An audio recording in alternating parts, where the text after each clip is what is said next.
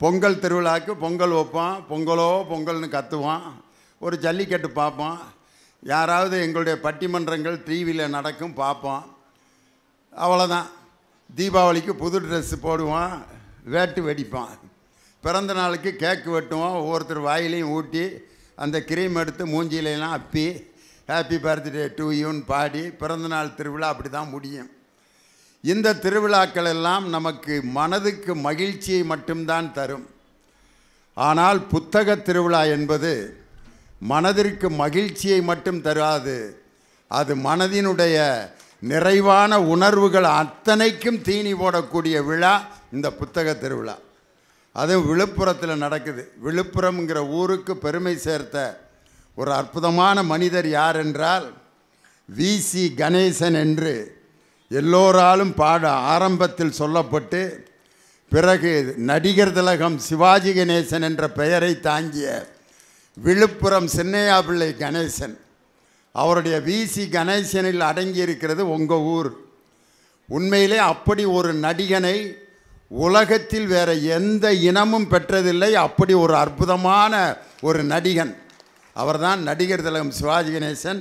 அவரை பெற்றுக் கொடுத்த ஊர் இந்த விழுப்புரம்.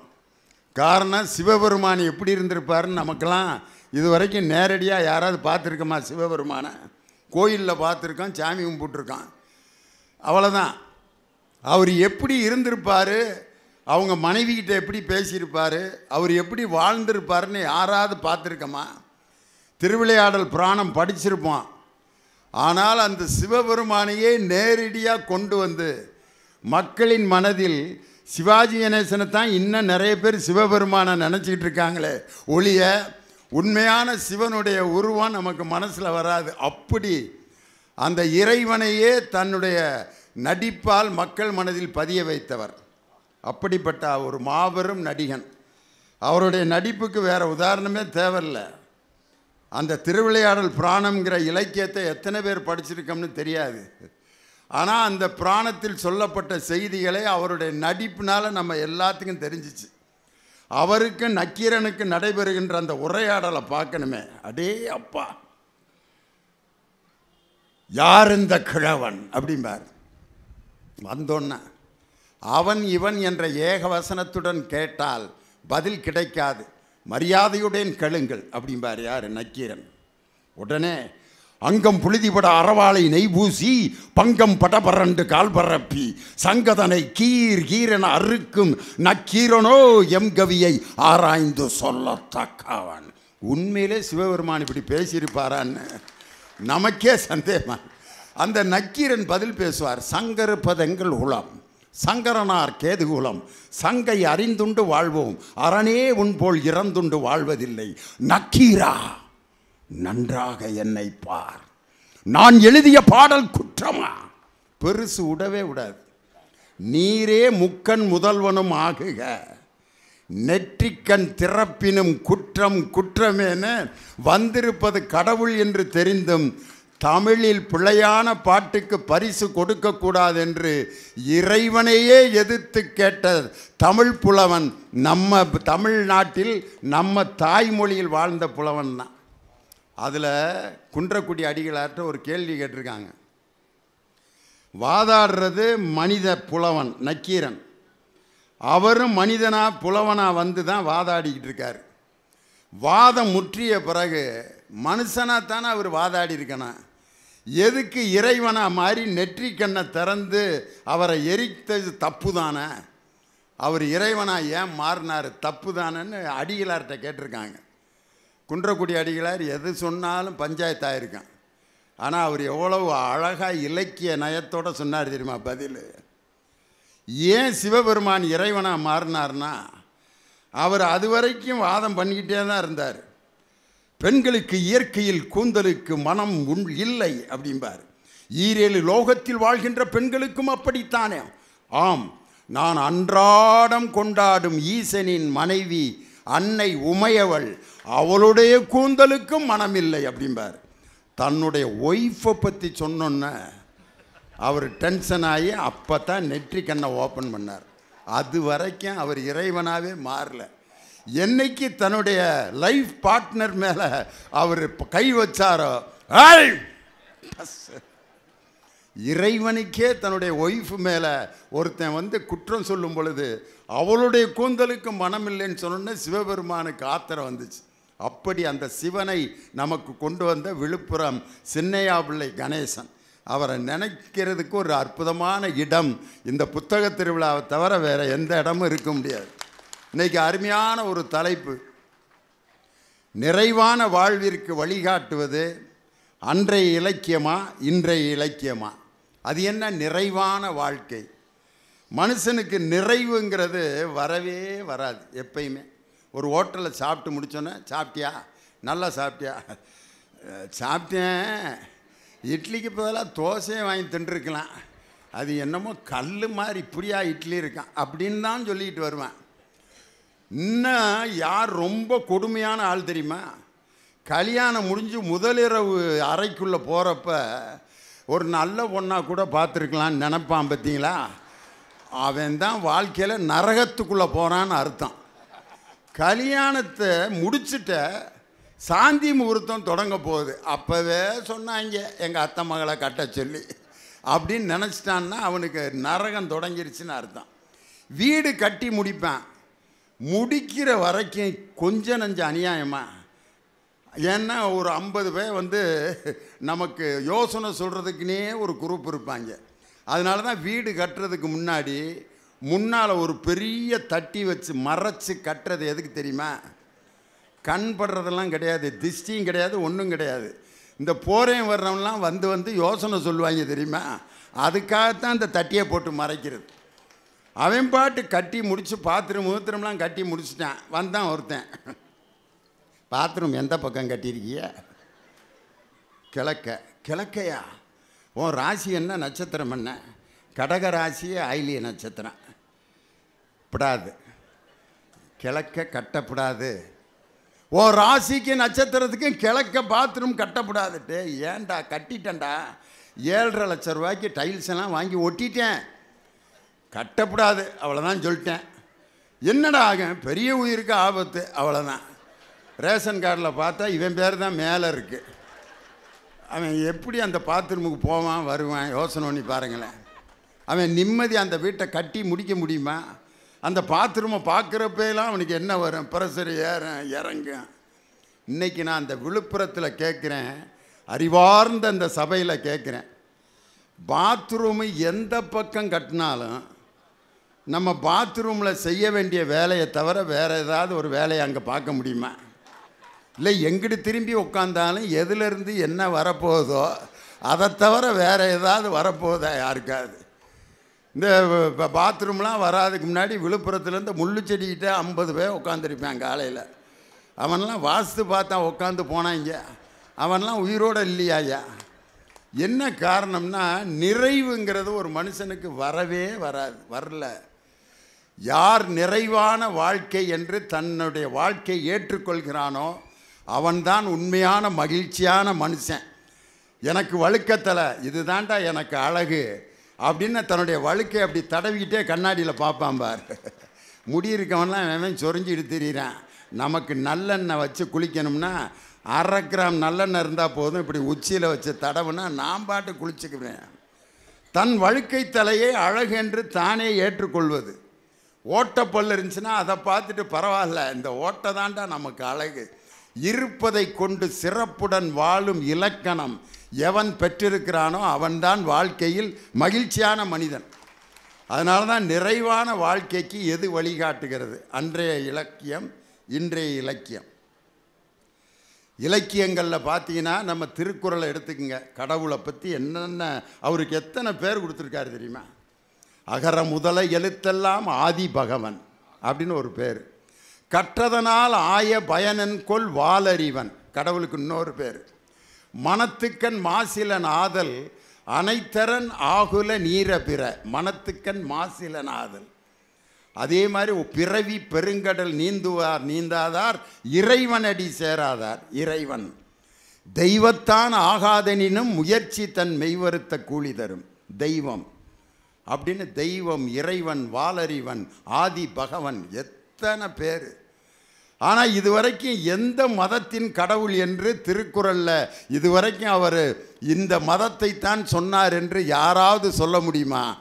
அதுதான் திருக்குறளினுடைய வெற்றியே. எல்லா மதத்திற்கும் பொதுவான பொதுமறை, அதுதான் வெற்றி. அதில் இன்னொரு திருவள்ளுவருடைய இன்னொரு டெக்னிக் இருக்கே பாருங்கள். எதை படிக்கணும்னு கூட இது வரைக்கும் அவர் சொல்லலை. சயின்ஸ் படி, கெமிஸ்ட்ரி படி, தமிழ் படி, இங்கிலீஷ் படி, கற்க. எதை கற்க? கசடற கற்பவை கற்றபின் நிற்க அதற்கு தக. கற்கன்னு தான் சொல்லியிருக்காரே ஒழிய வேதியியல் கற்க, தமிழ் கற்க, ஆங்கிலம் கற்க, ஹிந்தி கற்க சொல்லியிருக்காரா? இல்லை, கற்க. அதே மாதிரி இதனை இதனால் இவன் முடிக்கும் என்றாய்ந்து அதனை அவன்கண் விடல். எதனை இதுவரைக்கும் சொல்லியிருக்காரா? இதனை அதனை. இது எப்படி இருக்குன்னா, ஒரு ஃபேமிலி பிளானிங் மீட்டிங் நடந்துக்கிட்டு இருக்கு. முன்ன குடும்ப கட்டுப்பாடு மீட்டிங்.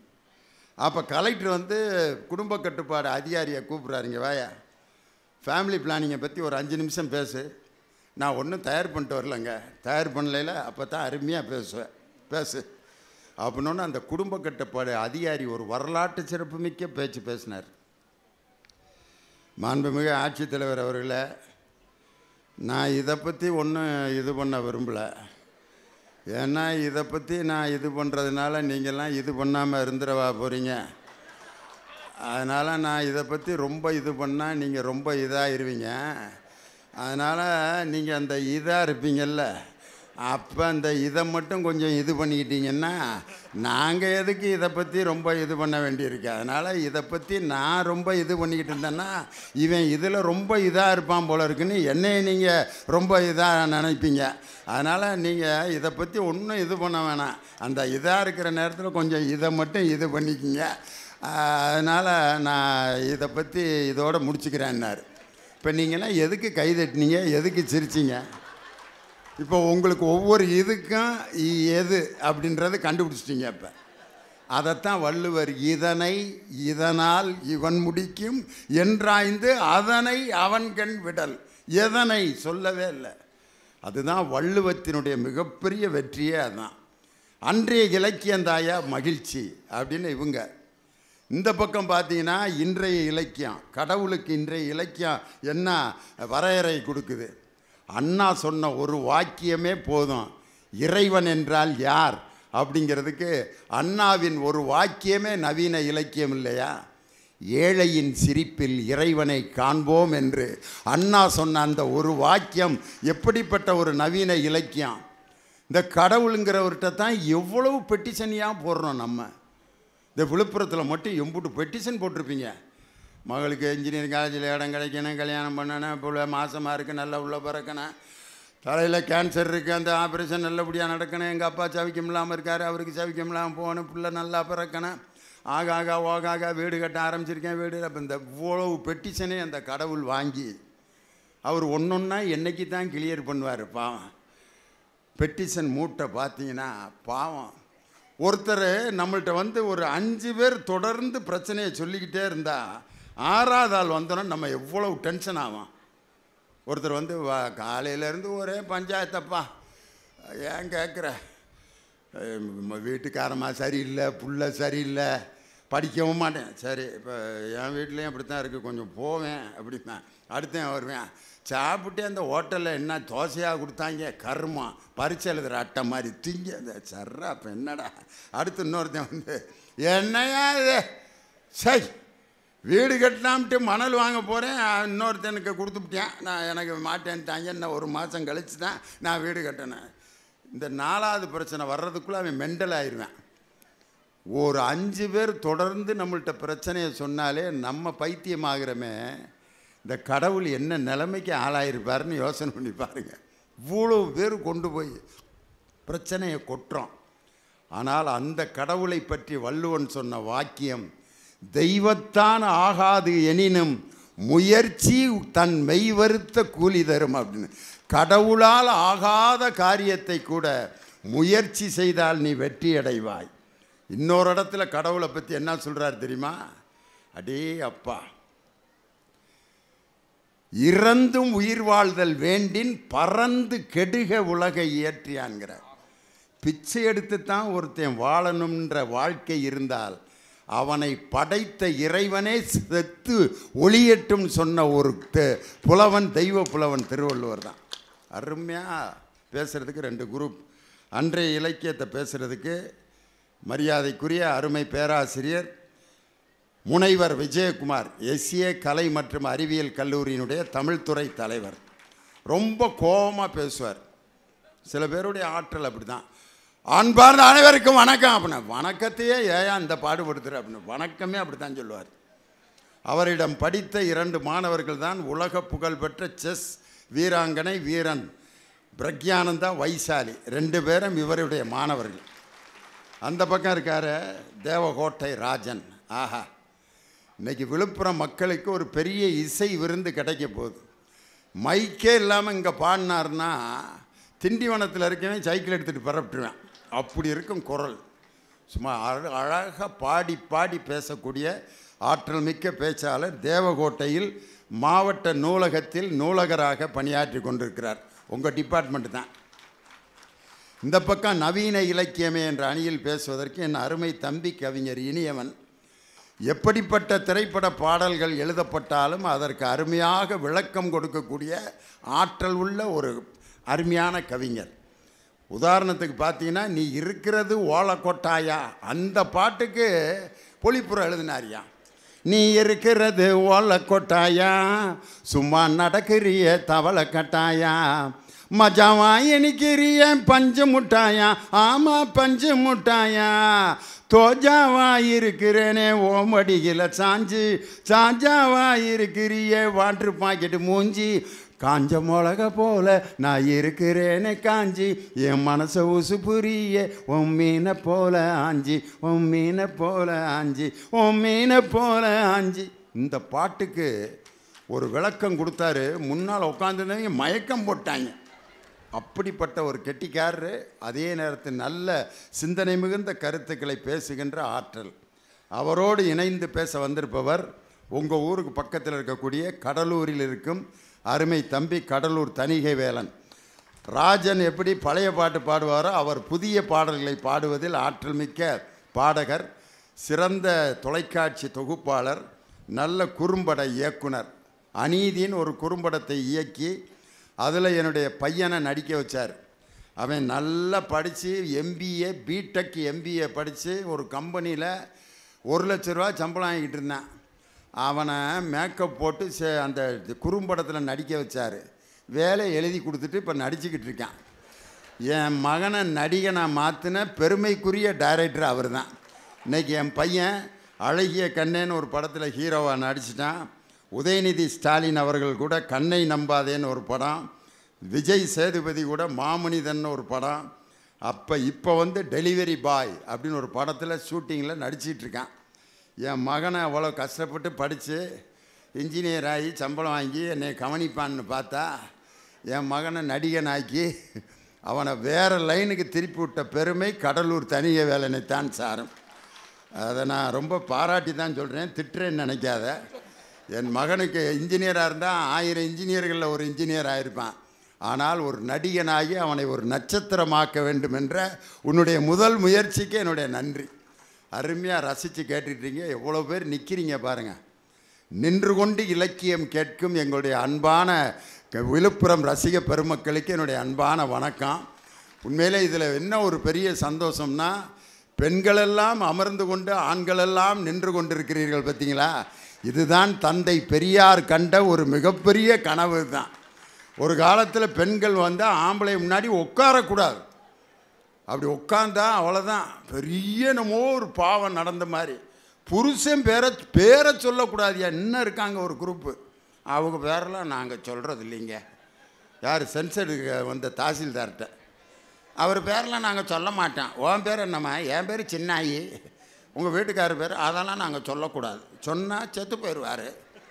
சரி, ஏதாவது ஒரு ஐடியா கொடு, உன் புருஷன் பேரை நான் கண்டுபிடிச்சிக்கிறேன் அப்படின்னு இந்த கிளவி விடுகதை போடுது.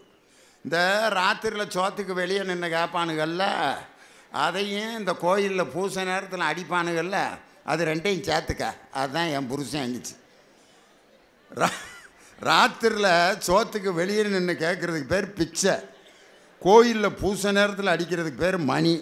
அப்போ உங்கள் வீட்டுக்கார பேர் பிச்சைமணியா அப்படின்னு இருக்கார் தாசில்தார். அந்த சனியை பிடிச்ச நாய் தான் என் புருஷங்குது. புருஷனை சனியை பிடிச்ச நாயின்னு சொன்னால் ஒன்றும் ஆகாதான், பிச்சைமணின்னு சொன்னால் செத்து போயிடுவானா. இன்னும் ஒரு குரூப் இப்படி தான் ஓடிக்கிட்டு இருக்கு வண்டியில்.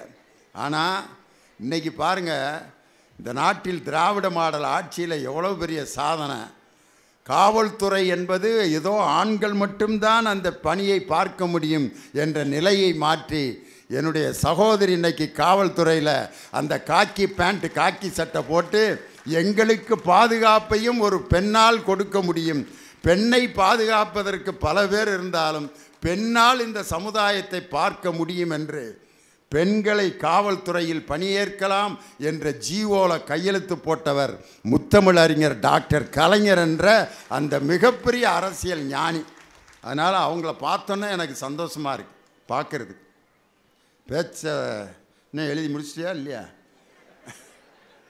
அன்றைய இலக்கியமே என்று தன் கருத்துக்களை வழங்க பேராசிரியர் விஜயகுமார் உங்கள் பலத்த கரவொலியோடு மேடைக்கு வருகிறார். வாங்க.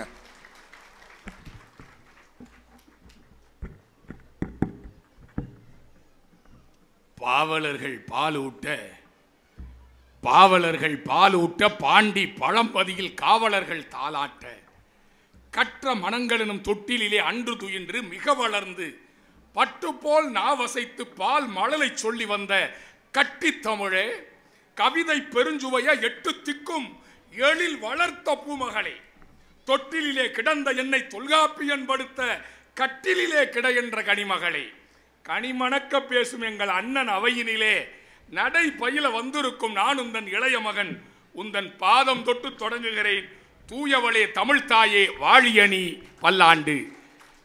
என் இனிய தமிழ் மக்களே, பேரு சரியா அமையணும் நீதிபதி அவர்களே. கோடீஸ்வரன் பேர் வச்சிருப்பான், கோயம்பேட்டில் கையேந்தி நின்றுட்டு இருப்பான். ஆரோக்கியசாமின்னு பேர் வச்சுட்டு இருப்பான், ஹாஸ்பிட்டல்லையே இருப்பான். இன்னைக்கு நாம பேசுகிற இந்த புத்தக திருவிழா விழுப்புரம். பேரு தவறு, இது விழுப்புரம் அல்ல, இது விழாத புறம். அதுதான் பேர். விழு என்றால் பெருமை, விழுமிய அப்படிங்கிறதுல விழு என்று வந்தது.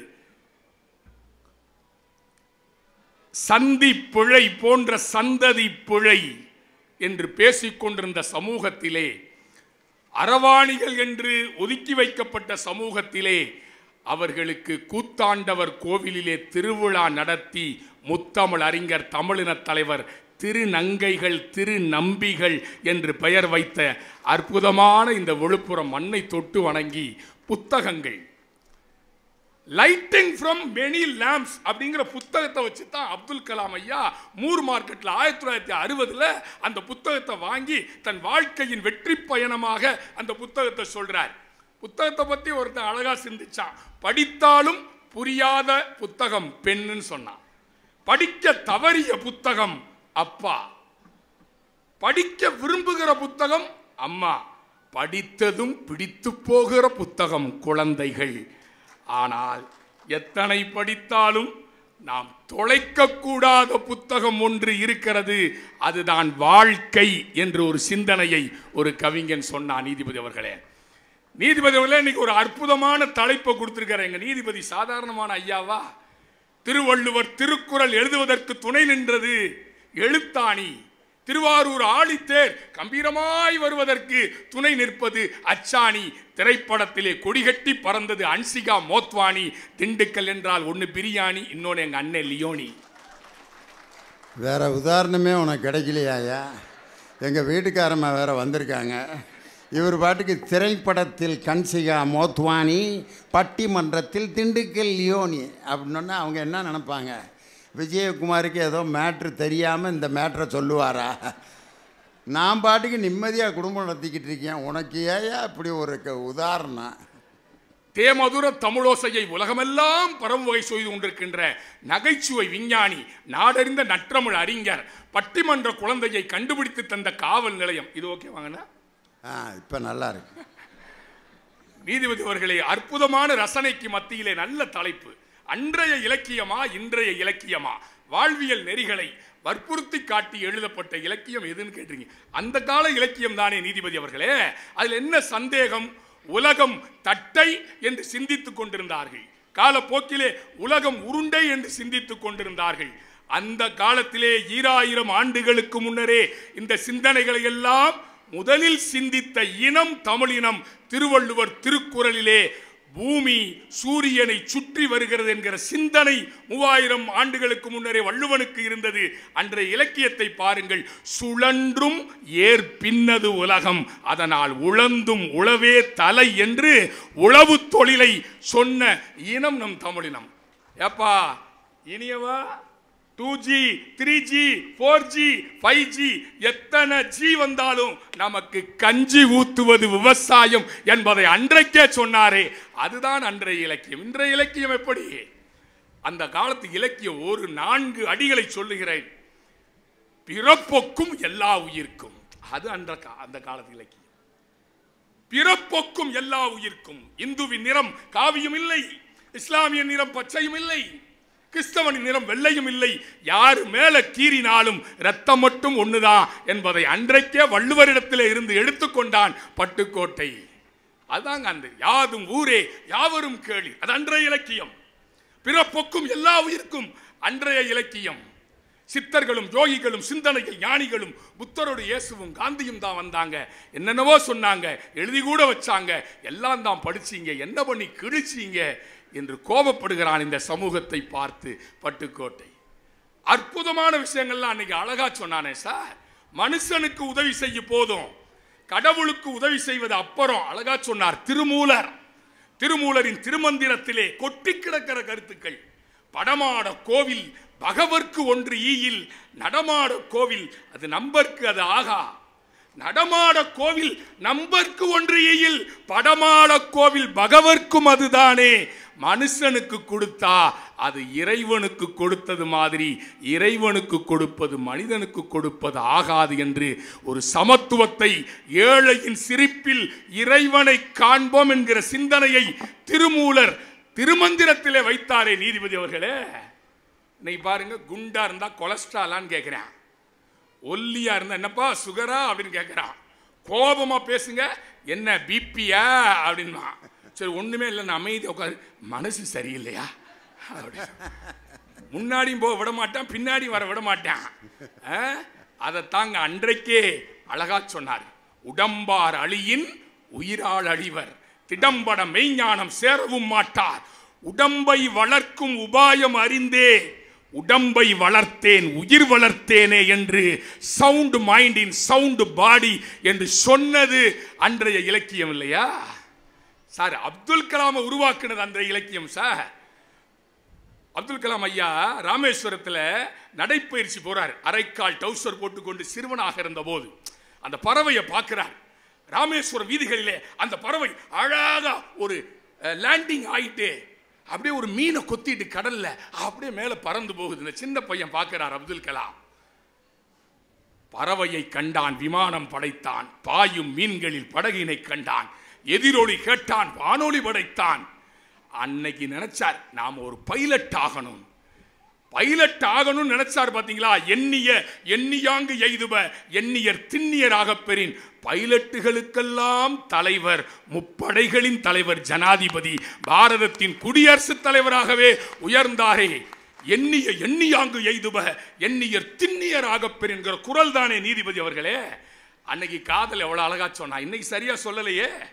இன்னைக்கு சரியா சொல்லலையே சார். அன்னைக்கு சொல்றான், கண்கள் இரண்டும் என்று உம்மை கண்டு பேசுமோ, காலம் இனிமேல் என்று நம்மை ஒன்றாய் கொண்டு சேர்க்குமோ, பச்சை கிளியானால் பறந்தேனும் தேடுவேன், பாடி வரும் தென்றல் தேரேறி ஓடுவேன், சென்ற இடம் காணேன் சிந்தை விடலானேன், சேதி சொல்ல யாரும் இல்லைன்னு அன்னைக்கு தலைவி வருத்தப்பட்டான். நின்ற இடம் யாவும் நிழல் போல நின்ற இடம் யாவும் நிழல் போல தோணுதே, அன்று சொன்ன வார்த்தை அலை போல மோதுதே, கனையாளி இங்கே மணவாளன் எங்கே, காணாமல் நானும் உயிர் வாழ்வதெங்கே என்று காதலை சொல்லுகிற போது கூட அழகா சொன்னான். முதல் இரவு காட்சியை கூட நளினமா சொல்ற. நீங்க நளினமா சொல்றீங்களா? அந்த கால இலக்கியத்தின் பக்கத்திலே நெருங்க முடியுமா மிஸ்டர் இனியவர்? அடியா பார் கூப்பிடுறாரு, என்னன்னு கேளு. பால் இருக்கும், பழம் இருக்கும், பசி இருக்காது. பஞ்சனையில் காற்று வரும், தூக்கம் வராது. சுற்றி 4 சுவர்களுக்குள் தூக்கமின்றி கிடந்தோம். சிறு துன்பம் போன்ற இன்பத்திலே இருவருமே நடந்தோம். அது முதல் இரவு சொன்னான். இன்னைக்கு இந்த காலத்து இலக்கியத்தில் சொன்னான், ஏ நிலவை கொண்டு வா கட்டிலில் கட்டி வை, மேகம் கொண்டு வா மெத்தையில் போட்டு வை, இன்று முதல் இரவு. காக்கா வலிப்பு இந்த மாதிரி இழுக்கிறானே. அன்னைக்கு அழகா நிலாவுக்கு கூட ஆடை கட்டி பார்த்த வர்ணனை எப்படி இன்னைக்கு பஞ்சு மிட்டாய சொல்றீங்கல்ல. ஏன் நீ இருக்கிறிய ஓலை கொட்டாயா, நீ நடக்கிறைய தவளை கொட்டாயா, வாட்டர் பாக்கெட்டு மூஞ்சி. ஐயா முகம்னு ஒரு வார்த்தை இருக்கிறப்போ வாட்டர் பாக்கெட் மூஞ்சி. நீ இருக்கிறிய வார்னிஷ போல. பெயிண்ட் அடிப்பாங்க பாருங்க, வார்னிஷ். பெண்ணை வர்ணி, அதாவது நேரத்துக்கு தகுந்த மாதிரி அந்த பேர் மாறும். விஜயகுமார் முகம் அப்படிங்கிறது ரொம்ப பாசமாக இருக்கிறப்ப உங்கள் முகம் நல்லா இருக்குது அப்படின்னு பேசிக்கிடுவாங்க கணவன் மனைவி 2 பேரும். கோபமாக இருக்கிறப்ப உன் முகத்தில் இல்லை, உன் முகரையில் என்ன இருக்குன்னு பார்த்தியா அப்படிம்பாங்க. முகங்கிறது முகரையாயிரும். இன்னும் ரொம்ப கோபமாயிருச்சுன்னா உன் மூஞ்சியில் முழிக்கிறதே தப்பு, மூஞ்சி ஆயிரும். இன்னும் அதிகபட்ச கோபத்தில் இந்த அங்கே ஒரு அம்மா சொல்லிருச்சு, அடிக்கடி யூஸ் பண்ணுவாங்க போல இருக்கு. உன் முகரக்கட்டையில் அடித்தா, முகரக்கட்டை எது, முகம், மூஞ்சி, முகரக்கட்டை, அதெல்லாம் அப்பப்போ அந்த உணர்வுகளுக்கு தகுந்த மாதிரி பயன்படுத்துகிற வார்த்தை. என்ன நீதிபதி அவர்களே, அப்படி வர்ணிக்க கூடாது. பெண்ணை எப்படி அழகா வர்ணிக்கலாம்? பாவாடை தாவணியில் பார்த்த உருவமா, பூவாடை வீசி வர பூத்த பருவமான்னு சொன்னா பாத்தீங்களா, அதுதான் வர்ணனை. இன்னைக்கு வர்ணனை சரியாவா இருக்குது? நீதிபதி அவர்களே, உணர்ச்சி வசப்பட்டு பெண் அப்படியே ஓப்பனா பேசுற மாதிரி இன்னைக்கு பாட்டு போடுறானே. அன்னைக்கு ரொம்ப நீட்டா டீசென்ட்டா ரொம்ப நாகரிகமா பண்பாட்டா இருந்தது. இன்றைக்கு விரசமாக அல்லவா இன்றைக்கு பாடல்கள் இருக்கின்றது. இன்று திரைப்படம் அன்றைக்கு இலக்கியமாக இருந்தது, இன்றைக்கு இலக்கியமா இருக்குதா? சினிமாவில் வர்ற காட்சி எல்லாம் இலக்கிய தகுதியோட இருக்குதா? அன்னைக்கு சினிமாவுக்கு போயிருந்தேன், எங்க அக்கா பையனை கூட்டிட்டு போயிருந்தேன். ஒரு அசிங்கமான காட்சி, கண்ணை மூடுறா கண்ணை மூடுறேன். அவன் எந்திரிச்சு ஏன் கண்ணை மூடிட்டேன் நீதிபதி அவர்களே. இன்னைக்கு நிலவரம் அப்படித்தானே இருக்குது. ஒரு பெண் அன்னைக்கு சொன்னா சங்க இலக்கியத்தில், நும்மினும் சிறந்தது நுவ்வையாகும் என்று அன்னை கூறினல் புன்னையது சிறப்பே. ஏமா இந்த புன்னை மரம் உன் தங்கச்சின்னு எங்க அம்மா சொல்லிட்டு போயிருக்கிறார் தலைவனே. இந்த என் தங்கச்சிக்கு முன்னாடி நம் காதல் சந்திப்பை நான் விரும்பவில்லை. நும்மினும் சிறந்தது நுவ்வையாகும் என்று அன்னை கூறினல் புன்னையது சிறப்பே. இந்த புன்னை மரம் என் தங்கச்சின்னு அம்மா சொல்லிட்டு போயிட்டா. இந்த தங்கச்சிக்கு முன்னாடி நாம் சந்திப்பது தர்மமாகாது, பண்பாடு ஆகாது என்று சொல்லிய தலைவி எங்க இன்னைக்கு இலக்கியத்தை சொல்றான். எப்போ வர போற மச்சான், நீ எப்போ வர போற, எப்போ வர போற மச்சான், எப்போ வர போற? வருவேன்ல, என்ன உனக்கு அவசரம்? 10 தலை பாம்பா வந்து முத்தம் தரப்பார். 10 தலை பாம்பு முத்தம் தருமா? ஏதாவது வார்த்தைகளை போட்டுக்கொண்டு எழுதுவது இலக்கியம் அல்ல. இன்றால் பசிகாண்பால் ஆயினும் செய்யற்க சான்றோர் பொழிக்கும் வினை, அது இலக்கியம். புகழெனின் உயிரும் கொடுக்குவர், பழி எனின் இந்த உலகமே பெரினும் கொள்ளலர். அன்னம் ஆட்சி அணையராகி புறநானூறு பேசுகிறது. புகழ் வருகிறதா, உயிரையும் கொடுக்கிற இனம் தமிழ் இனம். பழி வருகிறதா, இந்த உலகத்தையே கொடுத்தாலும் பழிக்கு அஞ்சி அந்த உலகத்தையே வேண்டாம் என்று சொல்லுகிற இனம் தமிழ் இனம் என்று சொல்கிறார்களே, அதுதான் இலக்கியம். ஈ என இரத்தல் இழிந்தன்று, ஈ ஏன் என்றால் அதனினும் இழிந்தன்று. கொள் என கொடுத்தல் உயர்ந்தன்று, கொல்லேன் என்றால் அதனினும் உயர்ந்தன்று. அதுதானே இலக்கியம். கண் போன போக்கிலே கால் போகலாமா, கால் போன போக்கிலே மனம் போகலாமா, மனம் போன போக்கிலே மனிதன் போகலாமா, மனிதன் போன பாதையை மறந்து போகலாமா என்று வாழ்ந்த இலக்கியம் அந்த காலம். இன்றைய இலக்கியம் விரச இலக்கியம், இன்றைய இலக்கியம் சாதாரண இலக்கியம். திரைப்பட பாடல்கள் அன்றைக்கு இலக்கியம், இன்றைக்கு இலக்கியம் இல்லை. முருகு பொருநாறு 12 முல்லை, பெருகு வளமதுரை காஞ்சி மறுவினிய கோல நெடுநல்வாடை, கோல் குறிஞ்சி பட்டின பாலை கடாத்தோடும் 10, நட்டினை நல்ல குறுந்தொகை 500 ஒத்த பதிற்று 10 ஓங்கு பரிபாடல், கற்றறிந்தார் ஏத்தும் கலியோடு அகம் புறமென இத்திரத்தை 8 தொகை 50 காப்பியங்கள் 5 காப்பியங்கள் நீதி நூல்கள் எப்படி இலக்கியங்களை வளர்த்த இனம் தமிழ் இனம். திருக்குறள் ஒன்று போதும் நம் பெருமையை சொல்ல என்று சொல்லி வியக்க வைத்த ரசிக பெருமக்களுக்கு என் இதய தோட்டத்தில் பூத்திருக்கிற நன்றி மலர்களை காணிக்கையாக்கி விடைபெறுகின்றேன். வருகிறேன். வணக்கம். வருகிறேன்னா திரும்ப வந்து பேசுவீங்களா? எல்லாரும் அப்படித்தான் யோசிக்க ஆரம்பிச்சிட்டாங்க. என்ன கோபம் டே அப்பா, அப்படி ஒரு கோபமா? பழைய பாடலில் தொடங்கி பழைய இலக்கியத்தில் தொடங்கி எதுவுமே அவைகள் தான் வாழ்க்கைக்கு வழிகாட்டுகிறது. இந்த ஐயோங்கிற சொல்லுக்கு என்ன அழகான பொருள். யார்? கம்பர். ஐயோங்கிறது ஒரு அவல சொல். யாராவது செத்து போய்ட்டு ஐயோ நல்லா தானடா இருந்தார் அவன் சொல்கிறேன், நல்லா இருந்தவர் தான்டா சாக முடியும், ஏற்கனவே செத்தவராக சாக முடியும் அப்படிங்கிறான். இந்த ஐயோங்கிற வார்த்தை ஒரு அவல சொல். யாராவது நம்ம ஒரு நல்ல காரியத்துக்கு போகிறப்ப ஐயையோ அப்படின்னா போச்சுரா, மகனுக்கு பொண்ணு பார்க்க போகிறேன் போகிறப்ப ஐயோங்கிறானே, ஐயோன்னு கூட சொல்ல வேண்டியதில்லை, அச்சுன்னு தும்முனாலே வீட்டுக்குள்ளே ஓடிடுவேன்.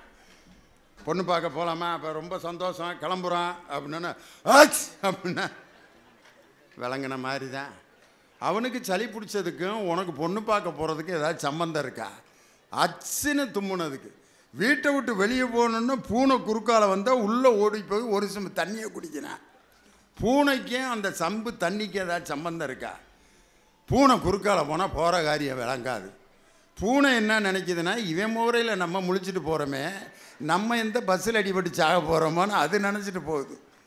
இன்னைக்கு பார்த்தீங்கன்னா ஐயோங்கிற அவலை சொல்ல கம்பர் எப்படி பயன்படுத்தியிருக்காரு பாருங்க. ராமனுடைய அழகை வர்ணிக்கிறார். வெய்யோ நொழி தன்மேனியில் விரிசோதியில் மறைய பொய்யோ எனும் இடையானோடும் இழையானோடும் போனான். மையோ மை மாதிரி கருப்பாக இருக்கார் ராமே. மறிகடலோ கடல் மாதிரி கலர். மையோ மறிகடலோ மரகதம் மரகதம் மாதிரி கலர். மையோ மறிகடலோ மரகதமோ. இதுக்கு மேலே வேறு எதையுமே சொல்ல முடியலன்ட்டு தோத்து போய் கம்பரு மையோ மறிகடலோ மரகதமோ ஐயோ இவன் வடிவென்பதோர் அழியா அழகுடையான்னு. ஐயோ இவனுடைய அழகை என்னையால் வர்ணிக்க முடியலையே. கண்ணதாசன் அதை எடுத்து எம்ஜிஆருக்கு ஒரு பாட்டு போடுறாரு அழகா. மூடி திறந்த இமை இரண்டும் பார் பார் என்றன, முந்தானை காற்றிலாடி வா வா என்றது, ஆடி கிடந்த கால் இரண்டும் நில் நில் என்றன, ஆசை மட்டும் வாய் திறந்து சொல் சொல் என்றது. அடுத்த வரியை பாருங்க. அன்ன கொடியிடை முன்னும் பின்னும் ஐயோ ஐயோ என்றது. அது எப்படியா? அன்ன கொடியிடை முன்னும் பின்னும் ஐயோ ஐயோ என்றதுன்னா அந்த இடையை வெவ்வேறு என்னமோ வர்ணித்து பார்த்துட்டாரு. வேறு வார்த்தையே இல்லைன்ட்டு கண்ணதாசன் ஐயோங்கிறத ஏன் பயன்படுத்தினார்னா, அவருடைய முன்னோரான கம்பன் அந்த ஐயோங்கிற வார்த்தைக்கு ஒரு அழகு கொடுத்தான் பார். இதுதான் அன்றைய இலக்கியத்தில் கிடைத்த மாபெரும் வெற்றினர். அருமையான பேச்சு. அதுக்கு பதில் சொல்லணும் வாங்க. கடலூர் தனிய வேலன். ஆமாம், 3 பேரும் ஒரே கலரில் சட்டை போட்டிருக்கீங்களே, லியோனி எதுவும் யூனிஃபார்ம் எதுவும் எடுத்து கொடுத்துருக்காரான்ட்டு எல்லோரும் இப்போ சந்தேகப்படுற மாதிரில இருக்குது. இப்போ தான் நானும் பார்க்குறேன். அவரும் அதே கலர் சட்டை. தெரிஞ்சிருந்தால் நானும் இதே மாதிரி ஒரு சட்டையை போட்டு வந்திருப்பேன். இவர் பாருங்கள், ராமராஜன் எங்கே விட்டு கரகாட்டக்காரன்லேருந்து அந்த பாட்டப்போ இந்த சட்டை தான் போட்டிருப்பார். ஒரு வெட்டு ஒரு வந்து அந்த பாட்டப்போ எங்கேருந்தியா இந்த கலரை பிடிச்ச நீ? ஆஹா, உனக்கு தான் அழகாக இருக்கு. நடுவர் உள்ளிட்ட நல்லவையை வணங்கி, விஜயகுமார் அண்ணனுக்கு என்ன பிரச்சனை? ஏதோ விஜயகுமாரே இன்னைக்கு பெரிய பிரச்சனை தான். எவ்வளவு அழகான பாடல் நடுவர் அவர்களே. மல்லிகைப்பூ வச்சு வச்சு வாடுது, அந்த வெண்ணிலவா வந்து வந்து தேடுது. ரொம்ப அழகான ஒரு பாடல். அந்த பாடலை முழுசாக கேட்காம ஏதோ இந்த காலத்தில் எழுதுகிற கவிஞர்கள்லாம் மோசமான கவிஞர்கள், நாங்கள் எழுதுறது பூரா தவறான பாடல்கள். அந்த பாட்டை முழுசாக கேட்டிருக்கீங்களாண்ணே நீங்கள்? எவ்வளவு அழகான வரிகள் தெரியுமா அது? தூரமா போனதே துக்கமா மாறும், பக்கமா வாழ்வதே போதுன்னு தோணும், ஊரடங்கும் நேரம் ஓர் ஆசை வேகும், கோழி கூவும் போதும் தூங்காம வேகும், அங்கு நீயும் இங்கு நானும் என்ன வாழ்க்கையோ, போதும் போதும் சொல்லாம வந்து சேரும். விஜயகுமார் அண்ணே, அர்த்தம் என்னன்னு தெரியுமா? சம்பாதிக்கிறதுக்காக நீ வெளிநாட்டுக்கு போயிருக்கிற, அங்க நீ இங்க நான் இருக்கிறது என்னையா வாழ்க்கை? தூரமா வாழ்றது துக்கமா மாறும், பக்கமா வாழ்றதே போதும்னு தோணும். ஏன் எனக்கு காசு பணம்லாம் தேவையில்லை, நீ வந்து சேருன்னு சொல்றா. அதை விட முக்கியமான வரி எது தெரியுமா? சொல்லாம வந்து சேருன்னு சொல்லுவா. ஏன் தெரியுமா? ஒருவேளை நான் வரேன்னு நீ சொன்னேன்னு வச்சுக்க, டேய் சம்பாதிக்கிறத விட்டு நீ எதுக்குடா வர, ஊர் முழுக்க கடன் வாங்கி வச்சிருக்கிறேன்டா, எல்லா கடனையும் நீ தாண்டா அடைக்கணும்னு உங்க அம்மா சொல்லக்கூடும், உங்க அப்பா சொல்லக்கூடும், உன் கூட பிறந்த அண்ணன் தம்பி எல்லாம் சொல்லக்கூடும். வீடெல்லாம் கட்டணும்னே, சீக்கிரம் வந்துடாதனே, அண்ணியை நினச்சிட்டு நீ பாட்டுக்கு வந்துடாத, அங்கே இருந்து சம்பாரின்னு அவங்கெல்லாம் சொல்லக்கூடும். ஆனால் எனக்கு பணங்காசெல்லாம் முக்கியம் இல்லை, அதனால் அவங்க கிட்ட சொன்னா வரவேணான்னு சொல்லிடுவாங்க. போதும் போதும் சொல்லாம வந்து சேரும் சொன்னாலே இதை விட அழகா ஒரு கவிஞர் சொல்ல முடியுமா? இதுல இலக்கியமே இல்லை, இலக்கியமே இல்லை. நாங்கெல்லாம் நிறைய வரிகள்லாம் எழுதணும்லாம் அவசியமே கிடையாது சார். 4 வரியில முடிச்சுட்டு போயிட்டா சார் ஒரு கவிஞன். பகுத்தறிவையும் வறுமையும் ஒரு கவிஞன் 4 வரியில சொன்னான். பாலுக்காக அழும் குழந்தை இந்த பூமியில் இருக்கின்ற வரை நீங்கள் ஊற்றும் எந்த பாலும் ஜீரணிக்காது இறைவனுக்குன்னா. இதை விட அழகா சொல்ல முடியுமா? விஜயகுமாரனுக்கு என்னன்னா, இந்த பசங்க புது புது பாட்டா கேட்டு சந்தோஷப்படுறாங்க. நமக்கு பால் இருக்கும் பழம் இருக்கும். ஃபர்ஸ்ட் நைட்ல இப்படி பாடிட்டே இருந்தீங்கன்னா கடைசி வரைக்கும் உங்களுக்கு குழந்தை இருக்காது. என்னையா புதுசா ஆராய்ச்சி பண்ணிட்டு இருக்க? பால் இருக்கும் பழம் இருக்கும் பசி இருக்காது, பஞ்சனையில் காற்று வரும் தூக்கம் வராதுன்னு பாடிக்கிட்டே இருந்தாக்க கடைசி வரைக்கும் புல்ல இருக்காது. ஆடா பாவி, கண்ணதாசன் எவ்வளவு அற்புதமாக எழுதின ஒரு பாட்டை ஒரு வரியில் நாசப்படுத்தி விட்டியா. இதுல நீங்க யோசிச்சு பாருங்க, அன்றைய இலக்கியம் தொட்டே பாருங்களேன், எப்பவுமே தாயை கொண்டாடி இருப்பாங்க. அம்மா நீ சுமந்த பிள்ளை, தாய் இல்லாமல் நான் இல்லை, இப்படி தொடர்ச்சியா தாயை மட்டுமே கொண்டாடிய ஒரு சமூகத்தில் இன்றைய இலக்கியங்கள் வந்த பிறகுதான் தந்தையை கொண்டாட தொடங்கினோம். நான் முத்துக்குமார் அப்படிங்கிற ஒரு கவிஞன் எழுதினார், அவ்வளவு அழகா எழுதினார். தகப்பனின் கண்ணீரை கண்டோர் இல்லை, தந்தை சொல்மிக்க மந்திரம் இல்லை, என் உயிரின் வரம் உன் உயிர் அல்லவா, மண்ணில் வந்த நான் உன் நகல் அல்லவா, காயங்கள் கண்ட பின்பே உன்னை கண்டேன். அப்பனுடைய பெருமெல்லாம் உனக்கு முன்னாடிலாம் தெரியாதுடா, வாழ்க்கையில எப்போ நீ பல காயங்களை படுறையோ அப்பதான் உன் தந்தையினுடைய அருமை உனக்கு தெரியும்னு சொன்னது இன்றைய இலக்கியம்னே. இதெல்லாம் பார்க்கணும் கேட்கணும். பூரா பழைய காலத்து பாட்டா கேட்டுவிட்டு பழைய இலக்கியத்தையா படிச்சு விட்டு நான் என்ன கேட்குறேன், நடுவர்களே ஐ மிஸ் யூ அப்படின்னா என்ன அர்த்தம்? ஐ மிஸ் யூனா உன்னை நான் இழந்துட்டேன்னு அர்த்தம். நான் உன்னை பிரிஞ்சு வாடுறேன். இதெல்லாம் உங்கள் காலத்தில் சொன்ன கண்கள் இரண்டும் என்று உண்மை கண்டு பேசுமோ, காலம் இனிமேல் நம்மை ஒன்றாய் கொண்டு சேர்க்குமோ, நீங்கள் எழுதுனீங்க இல்லையா?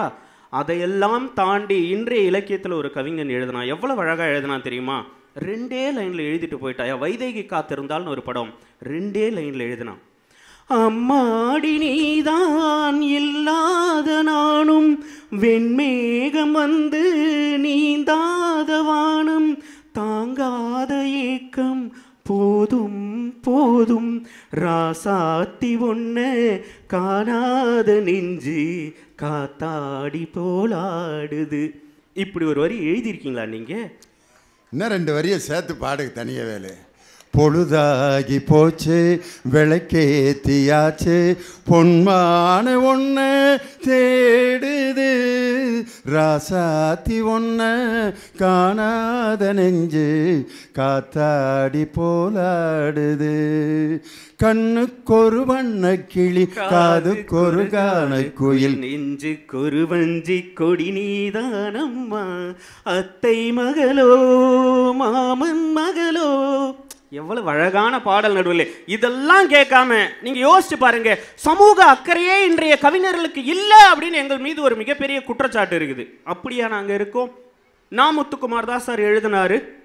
ஒரு அம்மா தன் மகன்கிட்ட சொல்றா, அந்த ஊரில் சாதியம் எவ்வளவு ஊறி போயிருக்கு. இன்னைக்கு படிக்க போற மகன் எப்படி அந்த ஊர்ல நடக்கணும்ன்றத ஒரு தாய் அந்த மகன் கிட்ட சொல்ற மாதிரி நான் முத்துக்குமார் அப்படிங்கிற கவிஞர் அற்புதமா எழுதினார்.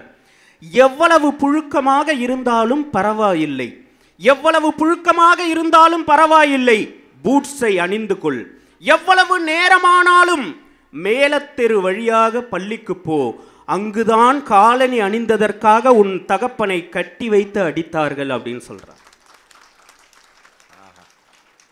சாதியத்திற்கு சவுக்கடி கொடுத்த கவிஞர்கள் வாழ்ந்த பூமி இன்றைக்கு இருக்கிறது நடுவில். அது ஏன் விஜயகுமார் அண்ணனுக்கு தெரியல? ஒரு சின்ன பையன் கேட்கிறான், சார் கொடி கொடுத்தீர், சுதந்திர தினத்தன்று கொடி கொடுத்தீர், குண்டூசியும் கொடுத்தீர், சட்டை எங்கே அப்படின்னு கேட்கிறான் சார். இந்த மாதிரி வரிகள்லாம் நீங்க எழுதியிருக்கீங்களா? சிவகாசியில் வேலை செய்கின்ற அந்த குழந்தை தொழிலாளர்களுக்காக ஒரு கவிஞன் எழுதினான் இன்றைய இலக்கியத்தில்.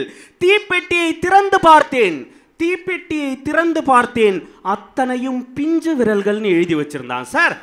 இந்த மாதிரி வரிகள்லாம் படிக்காம ஏதோ இன்றைய கவிஞர்கள்லாம் காதலை மட்டுமே கொண்டாடணும். யோசிச்சு பாருங்க, காதலை நாங்கள் கொண்டாடின மாதிரி எந்த கவிஞர்களும் உங்கள் காலத்தெல்லாம் கொண்டாடினதே கிடையாது. நீங்கள் யோசிச்சு பாருங்க. உயிரே அப்படின்னு ஒரு படம் சார், அதில் நான் உன்னை நேசிக்கிறேன் அப்படின்றது உனக்கு தெரியுமா அப்படின்ற ஒரு காதலன் கேட்கணும். கவிஞர் எவ்வளவு அழகாக எழுதியிருக்காரு. காற்றின் அலைவரிசை கேட்கின்றதா, கேட்கும் காற்றில் ஒரு உயிர் விடும் கண்ணீர் வழிகின்றதா, அன்பே நெஞ்சம் நிறைகின்றதா, இதயம் கருகும் வாசம் வருகின்றதான்னு கேட்டானே. இதயம் கருகி நீங்க பார்த்துருக்கீங்களா? காதலிச்சு பாருங்க விஜயகுமார் அண்ணி. இதயம் கருகும் ஒரு வாசம் வருகிறதா, காற்றில் கண்ணீரை ஏற்றி கவிதை செந்தேனை ஊற்றி கண்ணே உன் வாசல் சேர்த்தேன், ஓடும் ஜீவன் ஓயும் முன்னே ஓடோடிவா. நடுவர் அவர்களே, நீங்க யோசிச்சு பாருங்க, ஒரு பெண்ணை வர்ணிக்கின்ற உங்களுடைய அன்றைய இலக்கியங்களை காட்டிலும் எங்களுடைய கவிஞர்கள் வர்ணிச்ச மாதிரி யாருன்னு வர்ணிச்சதே கிடையாது தெரியுமா? கவிஞர் எப்படி வர்ணிக்கிறான்னு பாருங்க. இன்றைய இலக்கியத்துல 100 அடி பளிங்கை 6 அடி ஆக்கி சிற்பிகள் செதுக்கிய சிற்பமடி. எவ்வளவு அழகா யோசிச்சிருக்காங்க பாருங்க. ரவிவர்மன் எழுதிய வதனமடி, இத்தனை அழகும் மொத்தம் சேர்த்து என்னை வதைப்பது கொடுமை அடின்னு சொன்னான். இதெல்லாம் தெரியாம இன்றைய கவிஞர்களை குறை சொல்றீங்க. நடுவர்களே, நான் இப்படி சொல்லி நிறைவு செய்கின்றேன். எங்கள் கவிஞர்களைப் போல் பெண்மையை கொண்டாடியவர்கள் கிடையாது, தாய்மையை கொண்டாடியவர்கள் கிடையாது. வெண்ணிலவும் பொன்னி நதியும் கண்ணியின் துணையன்றி என்ன சுகம் இங்கு படைக்கும், பெண்மையின் சுகமன்றி சந்தனமும் சங்கத்தமிழும் பொங்கிடும் வசந்தமும் சுற்றி வர செய்யும் விழியும் சுந்தர மொழிகளும் எண்ணிவிட மறந்தால் எதற்கோர் பிறவி, இத்தனையும் இழந்தால் அவன்தான் துறவி. பெண்மையின்றி மண்ணில் இன்பம் ஏதடா, கண்ணை மூடி கனவில் வாழும் மானிடான் சொன்னான். உலகம் எனக்கென்றும் விளங்காதது, உறவே எனக்கென்று விளங்கானது, அடடா முந்தானை சிறையானது, இதுவே என் வாழ்வில் முறையானது. பாறை ஒன்றின் மேலே சிறு பூவாய் முளைத்தாயே, உறவுக்கு உயிர் தந்தாயே, நானே எனக்கு நண்பன் இல்லையே, உன்னால் ஒரு சொந்தம் வந்ததேன்னு சொன்னானே. இதை விட மனைவியுடைய பெருமையை யார் சார் சொல்ல முடியும்? நடுவர் அவர்களே, அடுத்து வரக்கூடிய ராஜன் எனக்கு இந்த ஒரு கேள்விக்கு மட்டும் பதில் சொல்லணும். அம்மா நீ சுமந்த பிள்ளை, நீ என்ன வயிற்றுல சுமந்த, நீ நல்லா இருந்த, இதெல்லாம் சொன்ன கவிஞர்களுக்கு மத்தியில் எங்கள் கவிஞன் தான் சொன்னார் சிநேகன் அவர்கள். வேறில்லாத மரம் போல் என்னை நீ பூமியில் நட்டாயே, ஊர்கண் எந்தன் மீது பட்டால் உன் உயிர் நோக துடித்தாயே, காலத்தின் கணக்குகளில் வரவாகும் செலவும் நீ, சுழல்கின்ற பூமியின் மீதே சுழலாத பூமியும் நீ, உனக்கே ஓர் தொட்டில் கட்டி நானே தாயாய் மாறிட வேண்டும்னு சொன்னானே. தாய்க்கு தொட்டில் கட்டிய ஒரே கவிஞன் இன்றைய கவிஞன் என்கின்ற காரணத்தினால் இன்றைய இலக்கியங்கள் தான் வாழ்விற்கு மெருகூட்டுகிறது என்று சொல்லி நல்லதொரு வாய்ப்பிற்கு நன்றி பாராட்டி இடம் அமர்கின்றேன். நன்றி, வணக்கம். அன்றைய இலக்கியம் பூரா இலக்கணத்தோடு இருக்கும். இந்த பையில ரொம்ப வேதனைப்படுற பீரியட் எதுன்னா இந்த தமிழ் வாத்தியார் இலக்கண பீரியடு. அது வெள்ளிக்கிழமை கடைசி பீரியடாக இருக்கும். படுவாங்க. அந்த நேரம் பார்த்து தான் மாஞ்சு மாஞ்சு நடத்துவாங்க தமிழையாலாம். ஒருத்தர் நடத்துகிறாரு, செய்வினை செயப்பாட்டு வினை.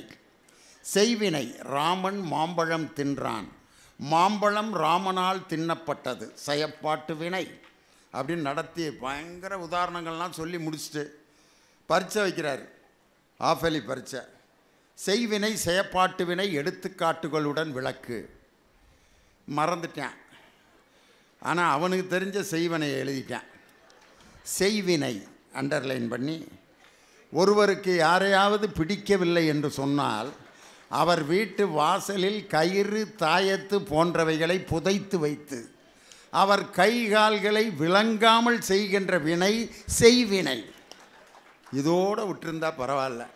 செயற்பாட்டு வினை எழுதிட்டான். செயற்பாட்டு வினை அவ்வாறு விளங்காமல் போன கை கால்களை மலையாள மந்திரவாதிகளை வைத்து மீண்டும் சரி செய்யும் வினை செயற்பாட்டு வினை. தமிழையா 2க்கு ரைட்டு போட்டு 10க்கு 10 போட்டார். பக்கத்தில் இருக்க ஐயா கேட்டிருக்காரு, இவனுக்கு எதுக்கியா மார்க்க போட்டான்னு. போடலன்னா எனக்கு செய்வனை வச்சானே வச்சிருவான் ஐயா. செய்வனுங்கிறது அது என்னன்னு இது வரைக்கும் யாராவது யோசிச்சிருக்கம்மா? இலக்கணத்தோடு இருக்கிறதா அன்றைய இலக்கியம். ஆனால் ஒரே வரியில் இந்த நாட்டினுடைய நடப்பை ஒரு புது கவிதையில் ரொம்ப அழகாக சொல்லக்கூடிய ஆற்றல் இன்றைய இலக்கியத்துக்கு உண்டு.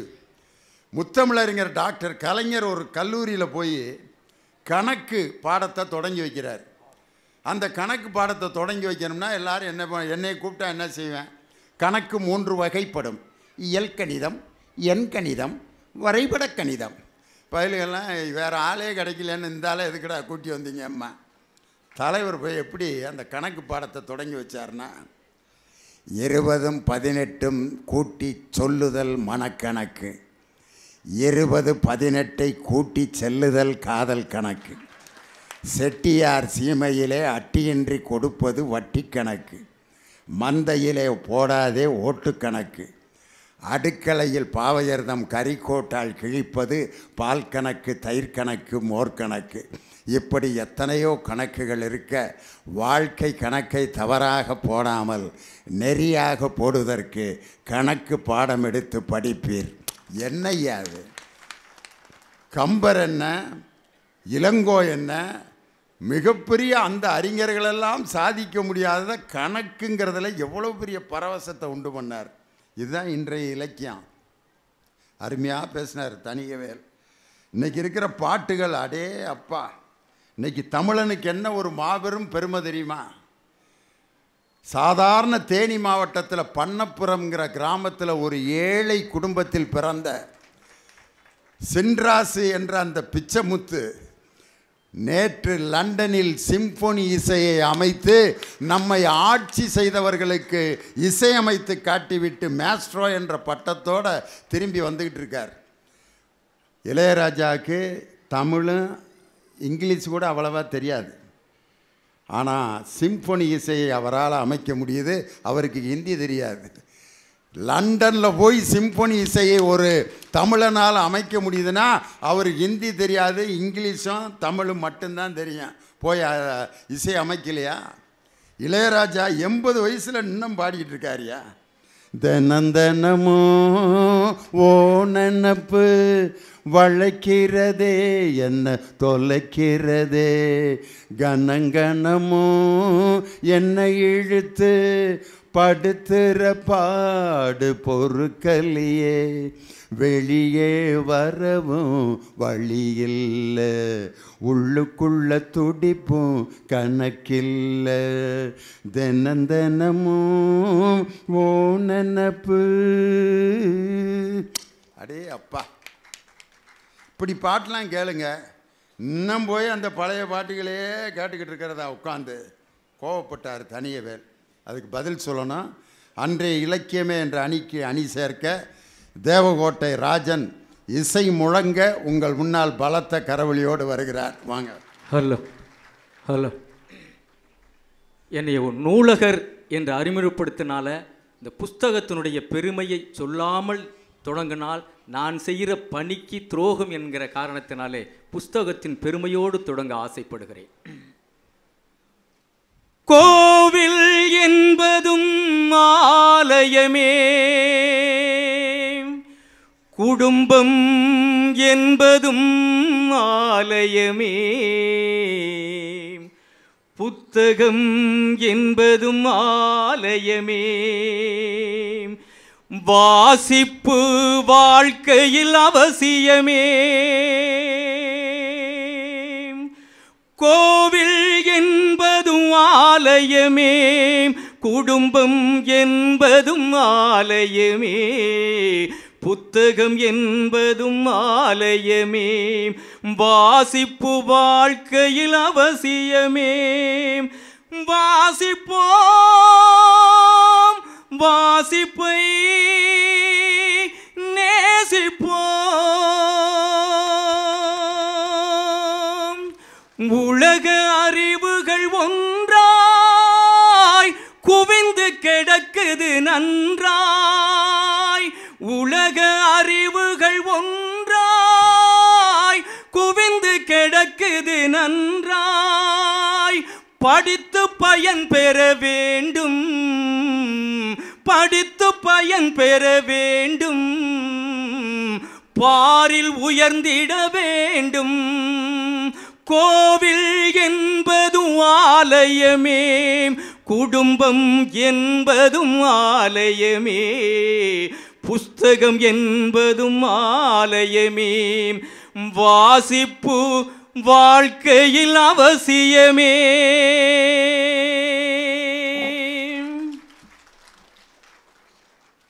உண்மையிலே புத்தக திருவிழாவுக்கு ஒரு சாங் அப்படின்னு புத்தக திருவிழா பாடல் அப்படிங்கிறத உருவாக்கி கொடுத்த ராஜனுக்கு உண்மையிலே எல்லாரும் மனமார்ந்த பாராட்டுகளை தெரிவிப்போம்.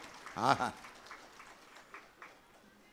மனித வாழ்க்கைக்கு நல்ல செய்திகளை சொல்றது அன்றைய இலக்கியமா இன்றைய இலக்கியமா?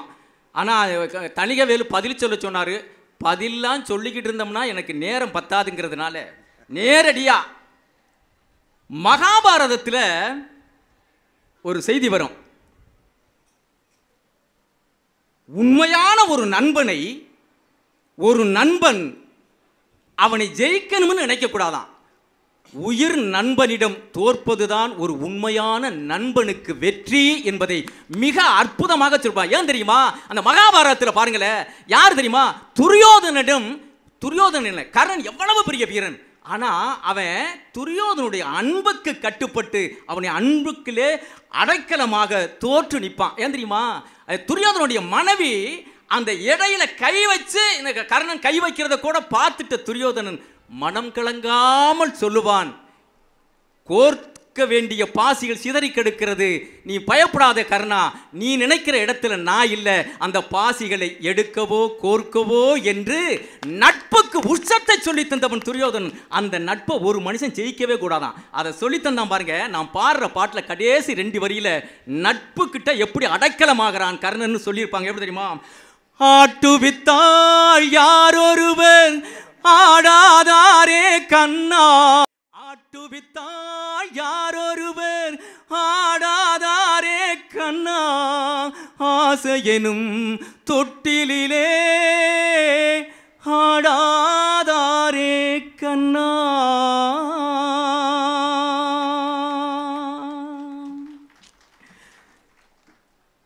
மகாபாரதம் சொன்னேன். இலக்கியத்தில் சிலப்பதிகாரத்தை எடுங்களே, அழகா சொல்லுவாங்க, கண்ணால் காண்பதும் பொய், காதால் கேட்பதும் பொய், தீர விசாரிப்பதே மெய் என்ற வார்த்தைக்கு இணங்க யாரு நம்ம இலங்கையில் அந்த மன்னன் என்ன பண்ணுமா, சரியா விசாரிக்காம இளங்கோவடிகளுக்கு மரண தண்டனை விதித்திருப்பான். கோவலனுக்கு மரண தண்டனை விதிச்சிருப்பான். இப்போ கோவலன் இறந்துட்டான். இப்போ என்ன நினைக்கிறான், அதுக்கப்புறம் தான் உண்மை தெரியுது. உண்மை தெரிந்த உடனே மன்னன் இன்னொரு பழமொழியை கேட்டு பாருங்க, தன் நெஞ்சே தன்னை சுடும், தன் நெஞ்சே தன்னை சுடும். அதனால அவன் மனச்சாட்சியே அவனை சுடுது, அவன் மனச்சாட்சியே அவனை கொன்று விட்டது. அதனால் தான் அற்புதமாக சொல்லுகிறார்கள், மனச்சாட்சிக்கு பயந்தா போதும்யா, எந்த சாட்சிக்கு நம்ம எதிர்பார்க்க தேவையே இல்லை, முதல்ல உன் மனச்சாட்சிக்கு பயந்து வாழ கத்துக்கன்னு நமக்கு சிலப்பதிகாரம் சொல்லி தந்தது. அதை அழகா போட்டு திரும்பாதுமா. நெஞ்சுக்கு எது தெரியுமா சாட்சி? மனச்சாட்சி மட்டும்தான். சொல்லி கொடுத்தான் பாருங்க. எப்படி தெரியுமா? நெஞ்சுக்கு நீதி மனச்சாட்சி, அந்த நீதி தேவனின் அரசாட்சி. நெஞ்சுக்கு நீதி மனச்சாட்சி, அது நீதி தேவனின் அரசாட்சி. அத்தனை உண்மைக்கும் அவன் சாட்சி, அத்தனை உண்மைக்கும் அவன் சாட்சி. மக்கள் அரங்கத்தில் வராது அவன் சாட்சி. அரங்கத்தில் வராது அவன் சாட்சி. கடவுள் ஏன் கல்லானான் மனம் கல்லாய் போன மனிதர்களாலே. இலக்கியம் எதங்க சொல்ல மனச்சாட்சிப்படி வாழ்ந்தால் இந்த வாழ்க்கை உனக்கு அற்புதமான வாழ்க்கையாக இருக்கும் என்று அழகா சிலப்பதிகாரம் சொல்லலையா? ஐயா சொன்னாங்க பாருங்க, திருக்குறளை பத்தி அழகா சொன்னாங்க. திருக்குறள்ல எப்படி அற்புதமான வரிகள் அப்படி போட்டு கொடுத்தாங்க பாருங்க. அன்பிலார் எல்லாம் தமக்குரியர், அன்புடையார் என்பும் உயர் பிறருக்கு. அன்பு இல்லாதவன் என்ன நினைக்கிறான்? இருக்கிற பொண்ணும் பொருளும் எல்லாமே தனக்கு தனக்கு என்று ஆசைப்படுகிறான். ஆனால் அன்புடையவன் என்ன நினைக்கிறாமா? என் உயிர் உடல் பொருள் அத்தனையும் பிறருக்காக என்று ஈந்து வாழுகின்ற அற்புதமான பண்புடையவன் அன்புடையார். அப்போ இந்த தேசத்தில் அந்த இலக்கியம் என்ன சொல்லித் தருகிறது? அன்போடு பகிர்ந்து வாழ்கிற மனதோடு வாழ், உன் வாழ்க்கை செழிப்பாக இருக்கின்ற அற்புதமான தத்துவத்தை சொன்னது. ஆனால் அடுத்து சொல்லுங்க, தெய்வத்தால் ஆகாதெனினும் முயற்சி தன் மெய் வருத்த கூலி தரும் என்று ஐயா அவர்கள் சொன்னார்கள். ஆனால் இந்த ரெண்டு குறளையும் எளிமைப்படுத்தி இணைத்து எங்க அன்றைய கவிஞன் மக்கள்கிட்ட எப்படி கொண்டு போய் சேர்க்கிறான் பாருங்க. அப்படி போட்டான் பெருமா. அன்பிலார் எல்லாம் தமக்குரியர், அன்புடையார் என்றும் உயர்பிறர்க்கு, தெய்வத்தால் ஆகாதெனினும் முயற்சி தன் மெய்வருத்த கூலி தரும். ஒன்றே குலமென்று பாடுவோம், ஒருவனே தேவன் என்று போற்றுவோம். அன்னை இதயமாக அன்பு வடிவமாக வந்து வழிகாட்ட வேண்டும் என்று வணங்குவோம். ஒன்றே குலம் என்று பாடுவோம். நிறைவாக நான் இப்படி சொல்லி முடிக்க ஆசைப்படுகிறேன், நேரம் கருதி. ஒரு குறவஞ்சியில் ஒரு அற்புதமான பாடல் வரிகள் இருக்கும். எப்படி தெரியுமா? வானரங்கள் கனி கொடுத்து மந்தியோடு கொஞ்சும், மந்தி சிந்தும் கனிகளுக்கு வான் கவிகள் கெஞ்சும் என்கிற அற்புதமான வரி இருக்கும். மந்தி எங்கே இருக்கிறது? வானவர்கள் எதற்கு அதற்கு போய் கெஞ்சுகிறார்கள் என்று யோசித்து பாருங்கள். அந்த காலத்திலிருந்து இந்த காலம் வரைக்கும் அந்த குரங்குக்கும் மனிதனுக்கும் ஏதோ ஒரு தொடர்பு இருந்துகிட்டே இருக்கு. நான் நடுவரை பார்த்து கேட்கிறேன், ஏன் தெரியுமா இந்த மனிதர்கள்லாம் ஏன் தொடர்பு இருக்கின்ற? குரங்குக்கும் மனுஷனுக்கும் ஏதோ தொடர்பு இருக்குன்னு நடுவரை பார்த்து நான் கேட்குறேன்னா விழுப்புரத்துக்காரங்க என்னையா நினைப்பாங்க? அப்போ இவனுக்கும் குரங்குக்கும் ஏதோ தொடர்பு இருக்கும் போல இருக்கு. டக்குன்னு அப்படியே இடையில அடிச்சு விட்றாரு பாருங்க. இந்த சந்தேகங்களை தீர்க்கிறதுக்கு நீங்கள் இன்னும் பாருங்களேன், அது ஏன் தொடர்பு இருக்குங்கிறத அழகாக அந்த நடைமுறையில் பேசுவோம் பாருங்களேன். டேய், நான் மனுஷனாகவே இருக்க மாட்டேன் பேசுவோம்ல. மனுஷனாகவே இருக்க மாட்டேன்னா என்ன அர்த்தம்? இவன் முன்னாடி ஏதோ ஒன்றா இருந்திருக்கிறேன், இப்போ மனுஷனா இடையில மாறிப்பான் போல இருக்கு. மறுபடியும் நான் மனுஷனா இருக்க மாட்டேன், அந்த நிலைக்கு போயிருவேன். எந்த நிலைக்கு? குரங்குகிட்ட போயிடுவானா? இது ஒரு வார்த்தை. இன்னொரு பாருங்களேன், கோவம் வந்தவொன்னு ஒரு மனுஷன் சொல்லுவேன், இந்த வாலாற்ற வேலையெல்லாம் வச்சுக்கிறாதே. நான் உங்களை பார்த்து கேட்குறேன், நம்ம எப்போவாவது எவன்ட்டையாவது வாழை ஆட்டி காமிச்சிருக்கிறோமா? நமக்கு வாள் இருந்திருக்கா? ஏன் இந்த வாலாற்றாத வேலை, இந்த வாலாற்ற வேலை என்கிட்ட வச்சுக்கிறாதுன்னு எதுக்கு சொல்றோம்? அது ஜீனிலே இருக்குங்க. ஏற்கனவே அவனுக்கு இருந்திருக்கு. இவனுக்கு வாள் இருந்திருக்குங்க. அந்த ஆட்டின ஜீன்ல உள்ள இருந்து கோபம் வந்த உடனே அதை வெளிப்படுத்துறான். இந்த வாலாற்ற வேலையெல்லாம் வச்சுக்கிறாதேன்னு சொல்றான். அதுக்கு தான் இந்த குரங்குக்கும் மனிதன்ல இருந்து வந்தானா இல்ல மனுஷன்ல இருந்து குரங்கு வந்துச்சா, இந்த சந்தேகம் இன்னும் தெளிவடையல அப்படிங்கிற குழப்பத்தை கூட எங்க கவிஞன் அழகா அன்னைக்கு போட்டு கொடுத்தா. எப்படி தெரியுமா? குரங்கிலிருந்து பிறந்தானா, குரங்கை மனிதன் பெற்றானா, யாரை கேள்வி கேட்பது யாரும் இல்லையே. கடவுள் மனிதனை படைத்தானா, கடவுளை மனிதன் படைத்தானா, 2 பேரும் இல்லையே, ரொம்ப தொல்லையே. நான் சொல்வது உண்மை, இதை நீ நம்பினால் நன்மை. நான் சொல்வது உண்மை, இதை நீ நம்பினால் நன்மை. வானத்தை பார்த்தேன், பூமியை பார்த்தேன், மனுஷனை இன்னும் பார்க்கலையே. பல நாள் இருந்தேன் உள்ள, அந்த நிம்மதி இங்கில்ல.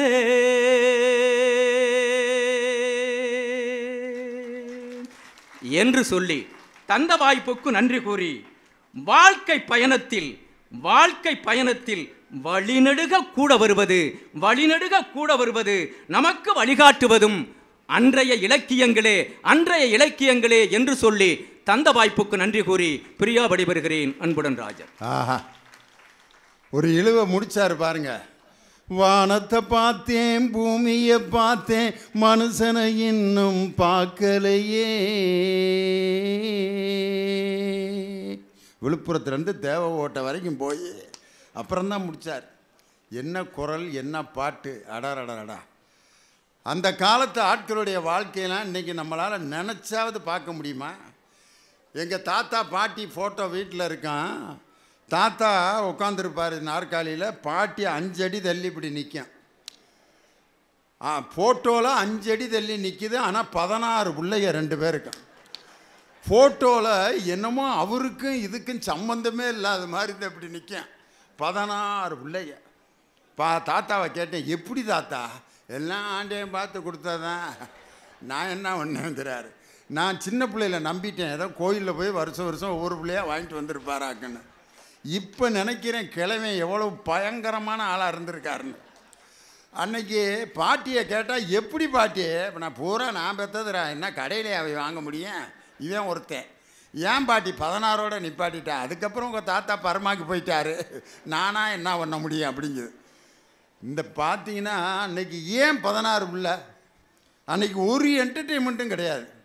செல்ஃபோன் கிடையாது, டிவி கிடையாது, சினிமா கிடையாது, லியோனி பட்டிமன்றம் கிடையாது, புத்தக திருவிழா கிடையாது, நாடகம் கிடையாது. என்ன தான் செய்வார் கல்யாணம் முடிச்சுட்டு வந்து?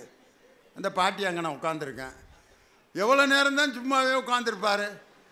சாப்பிட்டியான்னு கேட்டார், எங்கள் பெரியப்பா பிறந்துட்டார். இங்கே தான் உட்காந்துருக்கியான்னு கேட்டார், எங்கள் அத்தை பிறந்துச்சு. அப்புறம்னாரு எங்கள் அப்பா பிறந்தார். கரண்ட்டு கட்டாச்சு எங்கள் சின்னத்தை. இப்படியே பிறப்பிட்டு போயிட்டே இருந்திருக்காங்க வாழ்க்கையில்.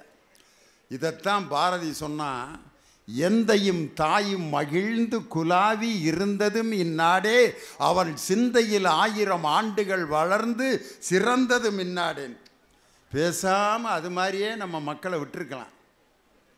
இன்றைக்கி குடும்ப கட்டுப்பாடுன்னு நாம் இருவர் நமக்கிருவர், 1 பெற்றால் ஒளிமயம், 2 பெற்றால் இன்பமயம் அப்படின்னு சிவப்பு முக்கோணம் அப்படின்னு ஒன்றை போட்டு நம்ம அரசாங்கத்தினுடைய அந்த சட்டத்தை கடைப்பிடிச்சதனுடைய விளைவு இன்றைக்கி நம்ம நாட்டில் ஜனத்தொகை 7,56,00,000.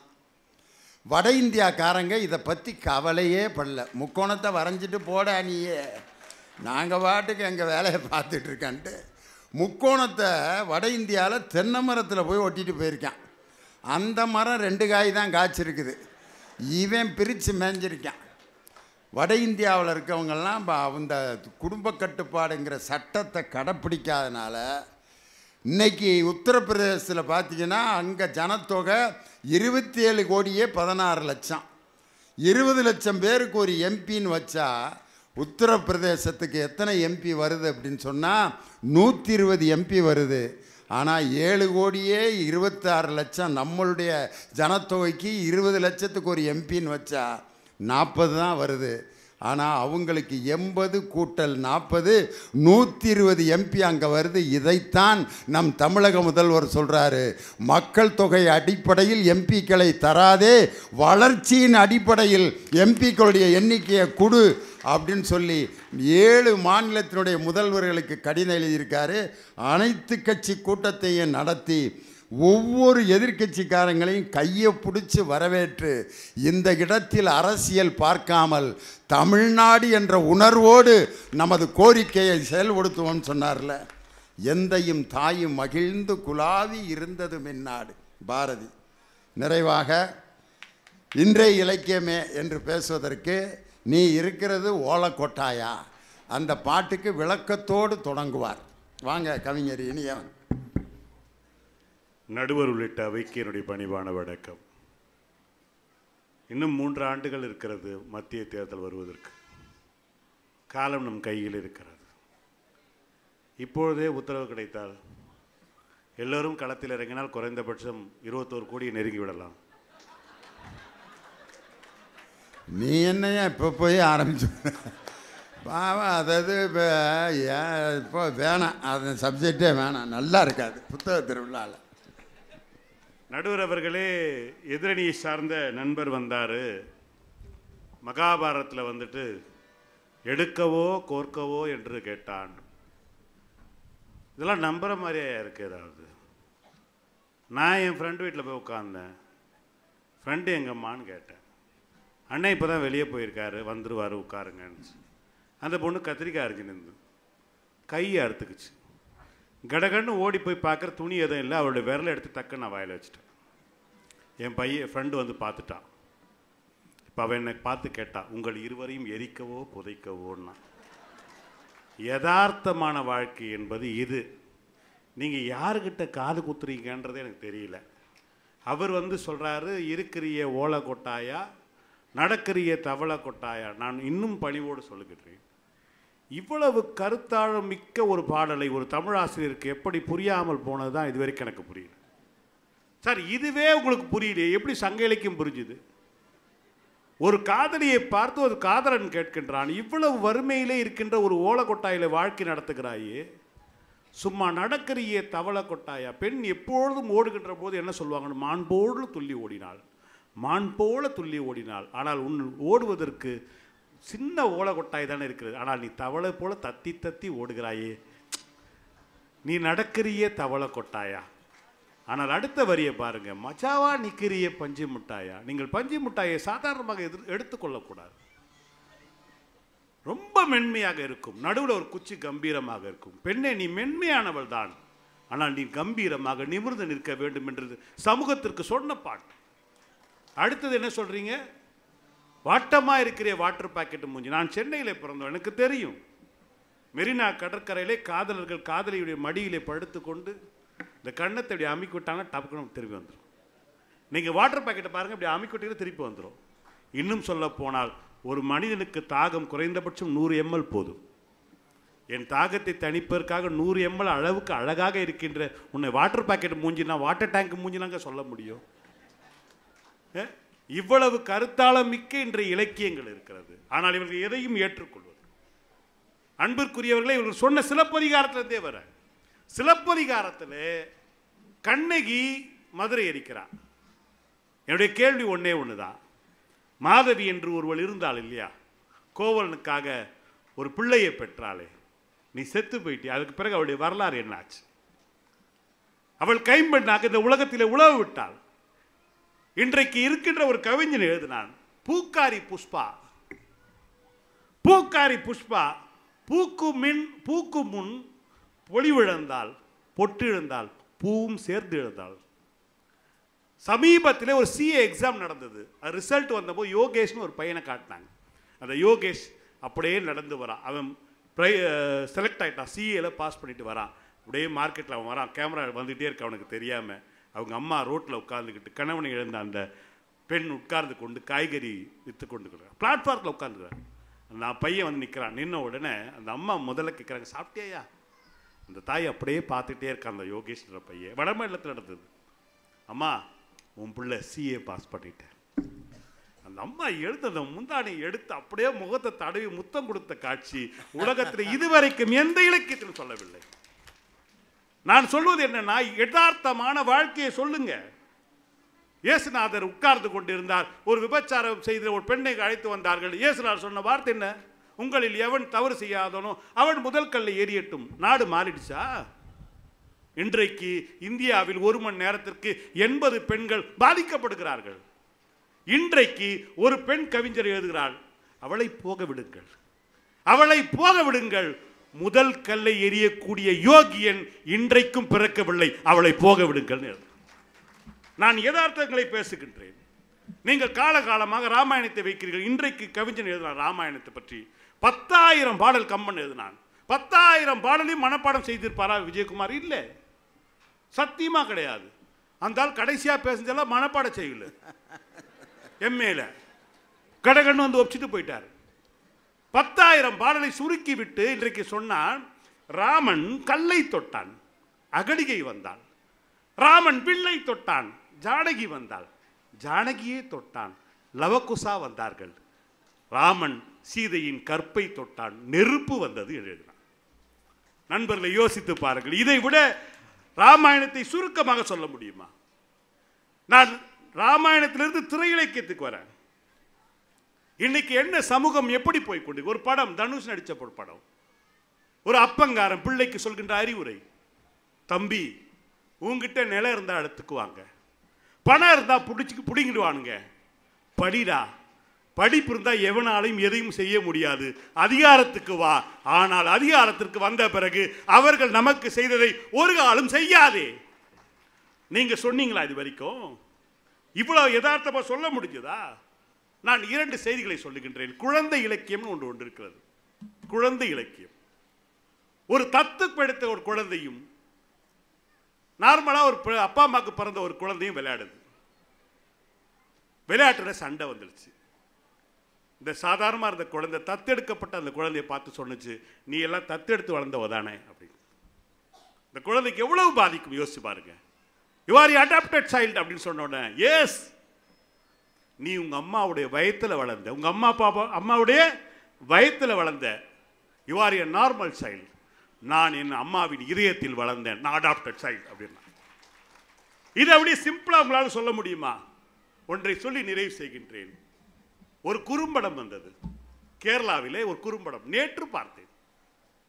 ஒரு குழந்தை வெளியே வருகிறது, அதுக்கு முன்னாடி பெரியவர் வரார், மேலேருந்து ஓலிக்காக பலூன்ல இருந்து அடிக்கிறாங்க, அவர் பயந்து பயந்து மேலே சாயம் பட்டு போகுது. ஒரு குழந்தை வருகிறது, வெள்ளை ட்ரெஸ் போட்டுக்கிட்டு, சின்ன சைக்கிள் எடுத்து எல்லா பந்துகளையும் அடிக்கிறாங்க, எல்லா சாயங்களும் அடிக்கிறாங்க. அந்த குழந்தை சொல்லுது, அடிங்க அடிங்க அடிங்கன்னு. எல்லா மாடியிலிருந்தும் எல்லா சாயமும் அந்த மேலே பட்ட பிறகு அந்த குழந்தை, உங்ககிட்ட எல்லாம் சாயம் தீர்ந்து போயிடுச்சா அப்படின்னுச்சு. எல்லார்கிட்டையும் சாயம் தீர்ந்த போது உள்ள இருந்து கூப்பிடுது, ரகீம் சேட்டா வா வெளியே அப்படின்னு. ரகீம் என்ற ஒரு குழந்தை அதே வெள்ளை சட்டை போய் தொழுகைக்கு போக வேண்டும், இப்போது என் சைக்கிளை உட்கார். இந்த தேசம் இப்படிப்பட்ட தேசம். இந்த மத நல்லிணக்கத்தை உங்கள் பழைய கால இலக்கியங்கள் ஒன்றும் கூட இதுவரைக்கும் சொல்லவில்லை. என்று சொன்னால் வாழுகின்ற வாழ்க்கைக்கு ஏற்றபடிதான் இலக்கியங்கள் இருக்க வேண்டும்.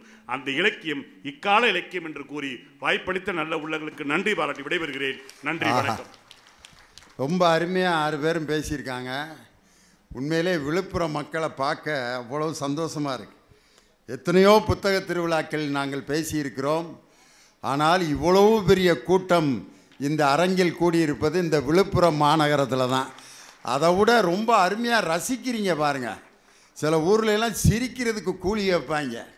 நான் ஒரு ஊரில் ஜோக்கை அடித்து பறத்திக்கிட்டு இருக்கேன், முன்னால் ஒரு 4 பேர் இருந்தா 2 மணி நேரம் இதே மாதிரியே உட்காந்துருந்தாங்க. நான் எதோ காது கேட்கலையாக்குன்னு பார்த்தா கூப்பிட்டா திரும்புகிறேன், தமிழ் தெரியலையான்னு பார்த்தா தமிழில் தான் பேசிக்கிட்டு இருக்கேன். ஏன்டா சிரிக்கலைன்னா மேட்ரு அவ்வளோதான். இதை நான் சொல்ல, கலைவாணர் என்.எஸ். கிருஷ்ணன் தான் சொன்னார். சிந்திக்க தெரிந்த மனித குலத்திற்கே சொந்தமான கையிருப்பு வேறு எந்த ஜீவராசிகளும் செய்ய முடியாத செயலாகும் இந்த சிரிப்பு. சிந்திக்க தெரிந்த மனித குலத்திற்கே சொந்தமான கையிருப்பு, அதுதான் சிரிப்பு. இதை நான் சொல்லலை, தொல்காப்பியரே சொல்லியிருக்கார். மனிதனுக்கு இருக்க வேண்டிய முக்கியமான குணங்கள் உணர்வுகள் என்னென்னு வருஷப்படுத்துகிறாரியா.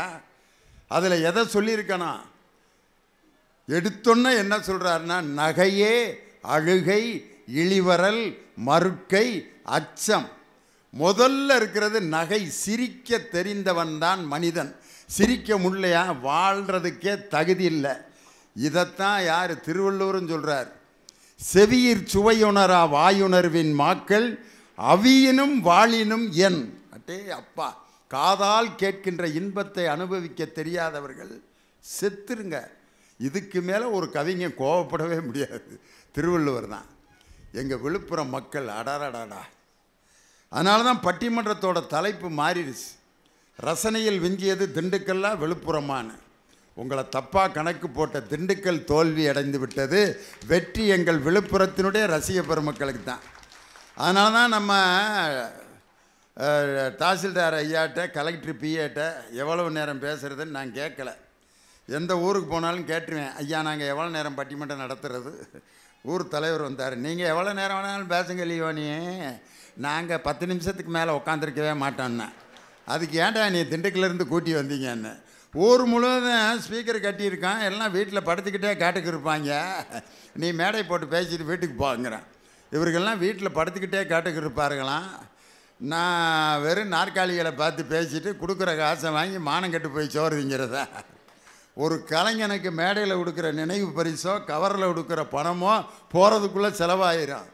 ஒரு கலைஞன் நிரந்தரமாக மேடையில் இருக்கணும்னா ரசிகர்களின் சிரிப்பொலியும் கரவொலியும் எந்த கலைஞனுக்கு கிடைக்குதோ அவன் தான் நிரந்தரமாக இருக்க முடியும்.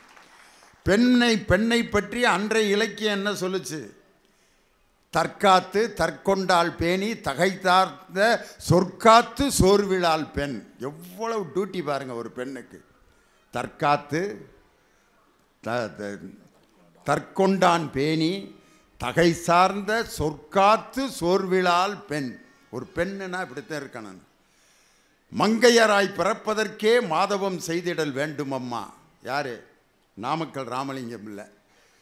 அதே மாதிரி பாரதி என்ன சொன்னான்? பட்டங்கள் ஆள்வதும் சட்டங்கள் செய்வதும் பாரினில் பெண்கள் நடத்த வந்தோம், எட்டும் அறிவினில் ஆணுக்கு பின் இங்கு இளைப்பிள்ளை காணென்று கும்மியடின்னு. யார்? பாரதி. ஒரு பெண் நம்ம வாழ்க்கையில் எப்படிலாம் இருக்காங்க. நான் ஒரு கல்யாண வீட்டில் நடந்து போயிட்டுருக்கேன், படிக்கட்டில் தடுக்கி உழுக போனேன். எங்கள் அம்மா உட்காந்துருக்காங்க, என் மனைவியும் உட்காந்துருக்காங்க. தடுக்கி உழுக போகிறப்ப என்னுடைய பெத்த தாயோட ரியாக்ஷன் எப்படி இருந்திருக்கான்? மகன் தடுக்கி கீழே பொத்துன்னு உழுக போகிறேன். இங்கே தாய்மார்கள்லாம் நிறைய பேர் இருப்பீங்க, உங்கள் பிள்ளை தடுக்கி உழுக போனேன், ஏன் சாமி பார்த்து போகிறாச்சா, ஏன் ராசா சாப்பிட்டியா, ஏன் கிருகிருன்னு வந்துருச்சா, சாப்பிட்டு சாமி பார்த்து நடையா, என் பிள்ளை பட்டிமன்றத்தில் அப்படி பேசுமே, இப்படி படிக்கட்டில் போய் பார்த்து போகிறாச்சா, அடிக்கடி பட்டுருச்சா, முழங்கால மருந்து போடவா. யார்? எங்கள் அம்மா. என் மனைவியோட ரியாக்ஷன் என்னவாக இருந்திருக்கான்? எதுக்கு சிரிக்கிறீங்க இப்போ நீங்கள்? அப்போ ஏதோ உங்களுக்கு நடந்துருக்கு, இல்லாட்டி இவ்வளவு ரியாக்ஷன் வருமா உங்களுக்கு? தடிக்கு உழுக போகிறப்ப என் மனைவி வந்து ஐயையோ அதெல்லாம் கிடையாது. கண் என்ன முதுகுலையா இருக்குது, இந்த படிக்கட்டை பார்த்து நடக்க தெரில, உன்னையெல்லாம் விழுப்புரத்தில் பேச கூப்பிட்ருக்காங்க பாரு, அவங்கள திட்டணுமியா, இந்த படிக்கட்டை பார்த்து நடக்க தெரில, உனக்கெல்லாம் கலைமாமணி விருது கலைஞர் கொடுத்துருக்காரு அப்படின்னு திட்டுவாங்க. இது மனைவி. இதுதான் மனைவி. தாயினுடைய அன்பு பரவசமான அன்பு, மனைவியின் அன்பு உரிமை கலந்த அன்பு. என்னைய கண்டிக்கிற உரிமை என் மனைவியை தவிர உலகத்தில் வேற யாருக்கும் கிடையாது. இன்னொரு பொண்ணு வந்து கண் என்ன முதுகுலையாக இருக்குன்னு கேட்டால் என்னைய சந்தேகப்படுவாங்க, இவனுக்கு கண் வேற எங்கேயோ இருக்குடா, முதுகுலை இல்லை அப்படின்னு. என்னை கண்டிக்கிற உரிமை என் மனைவிக்குத்தான் உண்டு. இப்படி ஒரு பெண்ணினுடைய சிறப்பை கண்ணதாசன் என்ன அழகாக பாடியிருக்கார். இளமை கொலுவிருக்கும் இனிமை சுவை இருக்கும் இயற்கை மனம் இருக்கும் பருவத்திலே, பெண் இல்லாமல் சுகமில்லை உலகத்திலே. என்ன அழகான ஒரு பெண்ணுனா எப்படி இருக்கணும், அப்படி பெண்மை இன்னைக்கு மதிக்கணும் அப்படின்ட்டு அன்றைய இலக்கியம் என்ன சொல்லுச்சு. அதை விடுங்க. சில பேர் பார்த்தீங்கன்னா இந்த புது வருஷத்தப்ப உறுதி எடுப்பாங்க, ஜனவரி 1ஆம் தேதியிலேருந்து தண்ணியை போடக்கூடாது, லிவர் ரொம்ப டேமேஜ் ஆயிடுச்சுன்ட்டாங்க, மேட்ரை நிப்பாட்டிடுவோம் அப்படின்னு உறுதி எடுத்துடுவான்.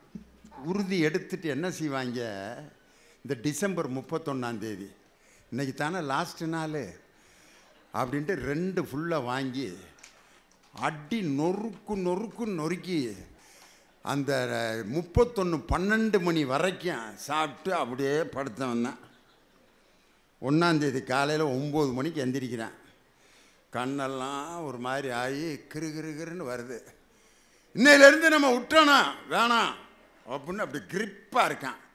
ஒரு 2 பேர் வர்றேன், நான் மாப்பிள்ள 1ஆம் தேதியிலேருந்து சாப்பிட மாட்டேன்னு முடிவு எடுத்திருக்கியாம்ல, கைகுடியா தெய்வம்யா, வாழ்க்கையில் இனிமேல் நீ நல்லா இருக்கணும்டா அப்படின்ட்டு போயிட்டேன். இன்னொரு குரூப் வர்றாங்க, என்ன மாப்பிள்ள டல்லாக இருக்க, இன்னையிலேருந்து விட்டுட்டேன், நேற்று ஒரு ஃபுல்லாக வாங்கி அடிச்சிட்டேன், கின்னு இருக்குயா அப்படின்னு இருக்கேன். வர்றவன் பேசாமல் போக வேண்டியதானே. இதுக்கு ஒரே மெடிசன் தான், ஒரு கட்டிங் சுடுதண்ணியில் அடிச்சின்னா பளிச்சுன்னு விட்டுருன்னா சாப்பிட்டேன். திருப்பி அந்த வருஷம் பூரா நொறுக்கிட்டு இருக்காங்க. இந்த தண்ணி போடுறவன் யாராவது இது வரைக்கும் நான் இன்று தண்ணி போட பழக போகிறேன் அப்படின்னு திட்டம் போட்டு பழகினானா? யாரோ ஒருத்தன் நீங்கள் எங்கேயாவது உட்காந்துருக்க நேரத்தில் பழகினது தான். அவங்க பாடி சாப்பிட்டுட்டு இருப்பாங்க. இந்த பழக்கம் இல்லாத உட்காந்துருப்பேன், கோக்கை வாங்கிட்டு குடிச்சிட்டு இருப்பேன். இந்த குடியாரங்க சும்மாவே இருக்க மாட்டாங்க. மாப்பிள்ள கொஞ்சம் வேணாண்டா, எனக்கு பழக்கம் இல்லை, சாப்பிட்றா டே, வேணாண்டா எனக்கு சேராதுடா, சேராதுன்னு சாப்பிடாமே எப்படி உனக்கு தெரியும், சாப்பிட்டு பாரு, சேர்ந்தா சாப்பிடு இல்லாட்டி விட்டுரு. எப்படி பிரெயின் வாஷ் பண்ணுறான் பாருங்க. டே வேணாண்டா எனக்கு வாந்தி வரும்டா, சாப்பிட்றா அப்படின்ட்டு ஊற்றி வாய்க்குள்ளே ஊற்றி விட்டான். உடனே வாமிட்டு வருதுடா, வாமிட்டு. அதுக்கு அவன் சொன்னான், வாந்தி வந்துருச்சுல்ல, உனக்கு ஒத்துக்கிருச்சுன்னு அர்த்தம். போட்டானா நங்கூரத்தை. நான் முதல்ல சாப்பிட்றப்ப எனக்கு இதே மாதிரி தான் வாந்தி வந்துச்சு. இப்போ பார்த்தியா வருதா பார்த்தியா? சொல்லி கொடுத்தவன் திருந்திட்டான். இந்த ட்ரைனிங் எடுத்தான் பார்த்தீங்களா, அவன் சாக்கடையில் படுத்து கிடக்கிறான். இப்போ இப்படித்தான் இதைத்தான் சொன்னான் வள்ளுவர். ஒருமையுள் ஆமை போல் ஐந்தடக்கல் ஆற்றின் எழுமையும் ஏமா புடைத்துன்னா பாருங்க. அந்த வயதில் உன் உணர்வுகளை நீ கட்டுப்படுத்த தவறினால் 7 பிறவிகளையும் நீ நாசமாக போவன்ட்டு அந்த உணர்வுகளை கட்டுப்படுத்துறத வள்ளுவன் சொன்ன மாதிரி வேற எந்த இலக்கியம் சொல்லுச்சு அப்படின்னு இவங்க. இன்றைய இலக்கியத்தில் ஒன்றுமே இல்லையா? அன்றைய இலக்கியத்தில் ஔவையார் என்ன சொன்னாங்க? தையல் சொல் கேளேல், பெண்களுடைய பேச்சை கேட்காத நாசமாக போயிடுவேன். சொன்னது யாரு? ஔவையார். ஔவையார் என்ற பெண் புலவரே தையல் சொல் கேளேல்னாரு. பாரதி என்ன சொன்னான் தெரியுமா? தையலை உயர்வு செய்யினா, பெண்ணை உயர்த்து என்ற புதிய இலக்கணம் படைத்தவன் தேசிய கவி பாரதி என்ற அற்புதமான. அறம் செய்ய விரும்பு ஆறுவது சினம்னாரு. பாரதி ரௌத்திரம் பழகுன்னா. இதுதான் புதிய இலக்கியம். இந்த இலக்கியத்தை ஏயா நேசிக்க மாட்டேங்கிறீங்கன்னு கேட்டார். ஒரே ஒரு செய்தியை சொல்லி நான் தீர்ப்பு சொல்கிறேன். முத்தமிழறிஞர் டாக்டர் கலைஞர் ஒரு கதை சொன்னார். ஒருத்தன் ஒரு ராஜாட்ட, நான் இந்த மலையை தூக்கிடுவேன், என தலையில் இந்த மலையை நான் தூக்கிடுவேன், எனக்கு எப்படா தூக்கிடுவேன் அப்படின்னு சபதம் போடுறேன். மலையை தூக்கிட்டா எனக்கு உங்கள் அரசாட்சியில் பாதியை தரணும், தந்துடுறேன்டா வாடா அப்படின்ட்டு அரண்மனையில் ஒரு அறையை கொடுத்து தங்க விட்டுருக்காங்க. 1 நாள் 2 நாள் 40 நாள் தங்கிட்டேன். எப்படா தூக்க போகிற? 41ஆவது நாள் நான் தூக்கிடுறேன் அப்படின்னு 40 நாள் தங்கிட்டேன். தங்கி போடா வாடா தூக்க போகலான்ட்டு மலைக்கு பக்கத்தில் கொண்டு போய் நிப்பாட்டுறாங்க. தூக்குடா, யாராவது தூக்கி தலையில் வைக்க சொல்லுங்க, அதுக்கப்புறம் நான் தூக்குறேன்னு இருக்கேன். செந்தில் காமெடி இது. இதில் என்ன இருக்குன்னா, டே இதை முதலே சொல்ல வேண்டியதானே, உனக்கு ஒன்றும் கிடையாதுன்னு சிறை தண்டனை. சிறையில் உட்காந்துருக்கான். ஒரு 50 பேர் எல்லாம் 50 வெள்ளி 50 வெள்ளி அவனுக்கு கொடுத்துக்கிட்டு இருக்காங்க.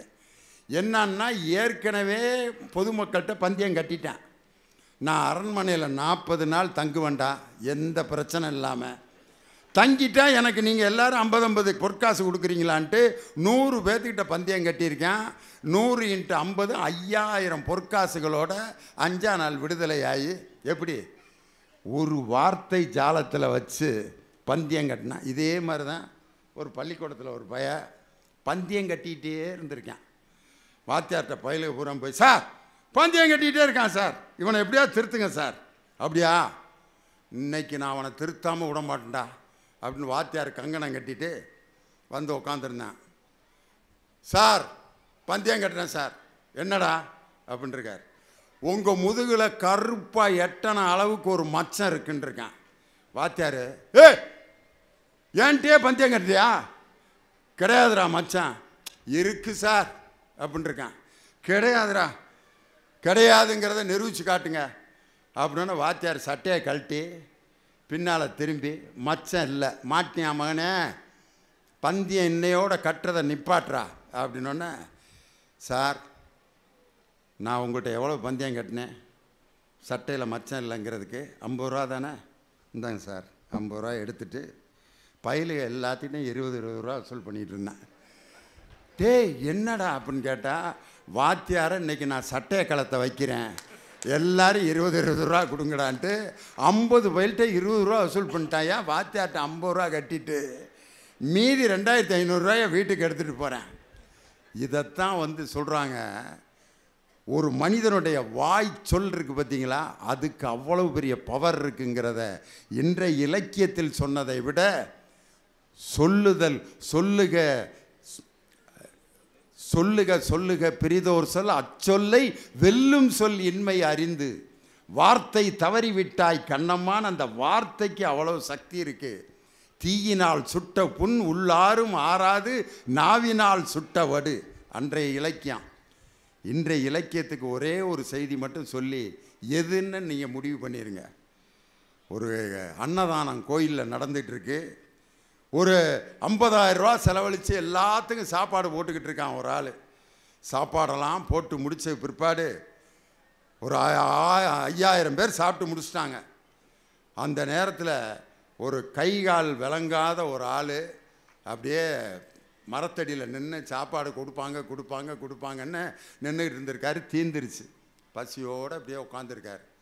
அதில் அன்னதானத்தில் சாப்பாடு வாங்கின ஒரு சின்ன குழந்தை அப்படியே வாங்கிக்கிட்டு இப்படி வருது, சாப்பிட்றதுக்காக இப்படி கையை வைக்கிது. அந்த கைகால் இல்லாத ஆள் மரத்தடியில் உட்காந்துருக்காரு. அந்த குழந்தைக்கு மனசு கேட்கல. கையில் இருக்கிற சாப்பாட்டை கொடுத்துட்டு, நீங்கள் சாப்பிடுங்க ஐயா, உனக்குமா, உங்களுக்கு நான் கொடுத்து நீங்கள் அதை சந்தோஷமாக வாங்கினீங்க பார், அந்த முகத்தை பார்த்தவுடன் எனக்கு வயிறு நிறைஞ்சிருச்சு அப்படின்னு சொல்லிட்டு அந்த ஐயா சொல்கிறாரு, அம்மா கோடி புண்ணியம்மா உனக்கு. இது புண்ணியம்னு ஒரு கதை எழுதியிருக்காரு. 50,000 ரூபா செலவழித்து 10,000 பேருக்கு ஒருத்தன் சாப்பாடு போட்டான். அவன் கொடுத்தது புண்ணியம் இல்லை, தனக்கு கிடைத்த சாப்பாட்டை அந்த ஏழை கைகால் விளங்காத பிச்சைக்காரனுக்கு ஒரு சிறுமி கொடுத்தால் பார், அதுதான் உண்மையான புண்ணியம் என்று புண்ணியம்னு ஒரு சிறுகதை, யார் கந்தர்வன் என்ற ஒரு சிறுகதை எழுத்தாளர் எழுதிய கதை. இன்னொரு கதை யானை மொழின்னு ஒரு கதை எழுதியிருக்கார். ஐரோப்பாக்காரங்களுக்கு யானைங்கிற விலங்கை பற்றி என்னன்னே தெரியாது. அவங்களுக்கு தெரிந்த விலங்குகள்லாம் வேறு. யானையை வந்து நம்ம நாட்டில் மட்டும்தான், ஆப்பிரிக்காலையும் இந்தியாவிலையும் மட்டும்தான் இருக்குது. அந்த யானையை ஒரு லண்டனில் இருக்க சர்க்கஸ் கூடத்துக்கு கப்பலில் வச்சு கொண்டு போயிட்டாங்க. கொண்டு போய் சர்க்கஸ் பண்ணிகிட்டு இருக்கு அந்த யானை. திடீர்னு ஒரு நாள் சாப்பிடவே இல்லை, சர்க்கஸே பண்ண மாட்டேங்குது, இப்படியே இருக்குது, கொலை பட்னியா. என்னடா பண்ணுற, தமிழ்நாட்டிலேருந்து போன யானை. அவன் என்னடா அது ஒன்றுமே புரிய மாட்டேங்குது, ஏன்ட்டு யாரோ யானை பாகன்களெல்லாம் கூட்டு வந்து ஹத் ஹத் ஹித் ஹப் ஹித் ஹப் ஹத் ஹத் ஹித் ஹட் ஹித் பேசாமல் இருக்கு. அந்த நேரத்தில் ஒருத்தன் வந்திருக்கான், நம்ம ஊருக்காரன். யானையை நான் சாப்பிட வைக்கவா அப்படின்னு இருக்கான். வாடா அப்படின்னொன்னே அங்கே வந்து அதுக்கு பக்கத்தில் தமிழில் பேசிக்கிட்டே இருந்திருக்கான் அந்த யானைகிட்ட. நாங்கள் அன்னைக்கு தான் சாப்பிட்டு வந்தோம், இந்த சர்க்கஸை பார்க்குறதுக்கு முந்தா நாள் வந்தோன்னொன்னே யானைக்கு சாப்பாடு கொடுத்தோன்னே சாப்பிட ஆரம்பிச்சிருச்சு. எப்படிறான்னு கேட்டால், அது பிறந்ததுலேருந்து தமிழ் மொழியை கேட்டு கேட்டு வளர்ந்த யானைடா. இங்கே வந்து உங்கள் லாங்குவேஜை கேட்டோன்னா அதுக்கு வேறு மொழியாக மாறிடுச்சு. அதனால் தமிழ் கேட்ட யானை தமிழை தவிர வேறு எந்த மொழியையும் யானை கேட்காதுறான்ட்டு தமிழ் மொழி கேட்டவுடன் அந்த யானை சாப்பிட்டுச்சு. பார்த்தீங்களா, இதை ஒரு எழுத்தாளர் எழுதியிருக்கிறார். அதற்கு பேர் யானை மொழி, அந்த கதைக்கு பேர்.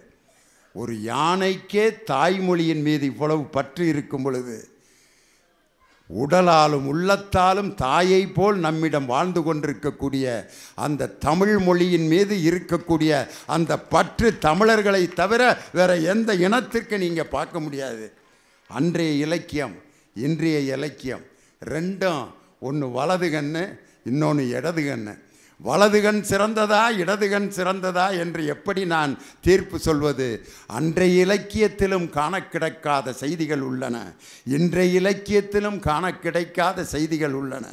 அத்தனையும் இந்த புத்தக திருவிழாவில் உங்கள் கண்களுக்கும் செவிகளுக்கும் விருந்து படைக்க காத்திருக்கிறது என்று சொல்லி வாழ்விற்கு வழிகாட்டுவது அன்றைய இலக்கியமும் தான் இன்றைய இலக்கியமும் தான் என்று ஒரு நீதிபதி இதுவரை சொல்லாத தீர்ப்பை நான் இன்று சொல்லி இந்த எங்களை வியக்க வைத்த விழுப்புரம் ரசிகர்களை வாழ்த்தி வணங்கி விடைபெறுகிறேன். நன்றி, வணக்கம். இந்த தகவல் உங்களுக்கு பிடிச்சிருந்தா லைக் பண்ணுங்க, உங்க ஃப்ரெண்ட்ஸுக்கு ஷேர் பண்ணுங்க, மறக்காம எங்க சேனலுக்கு சப்ஸ்கிரைப் பண்ணுங்க.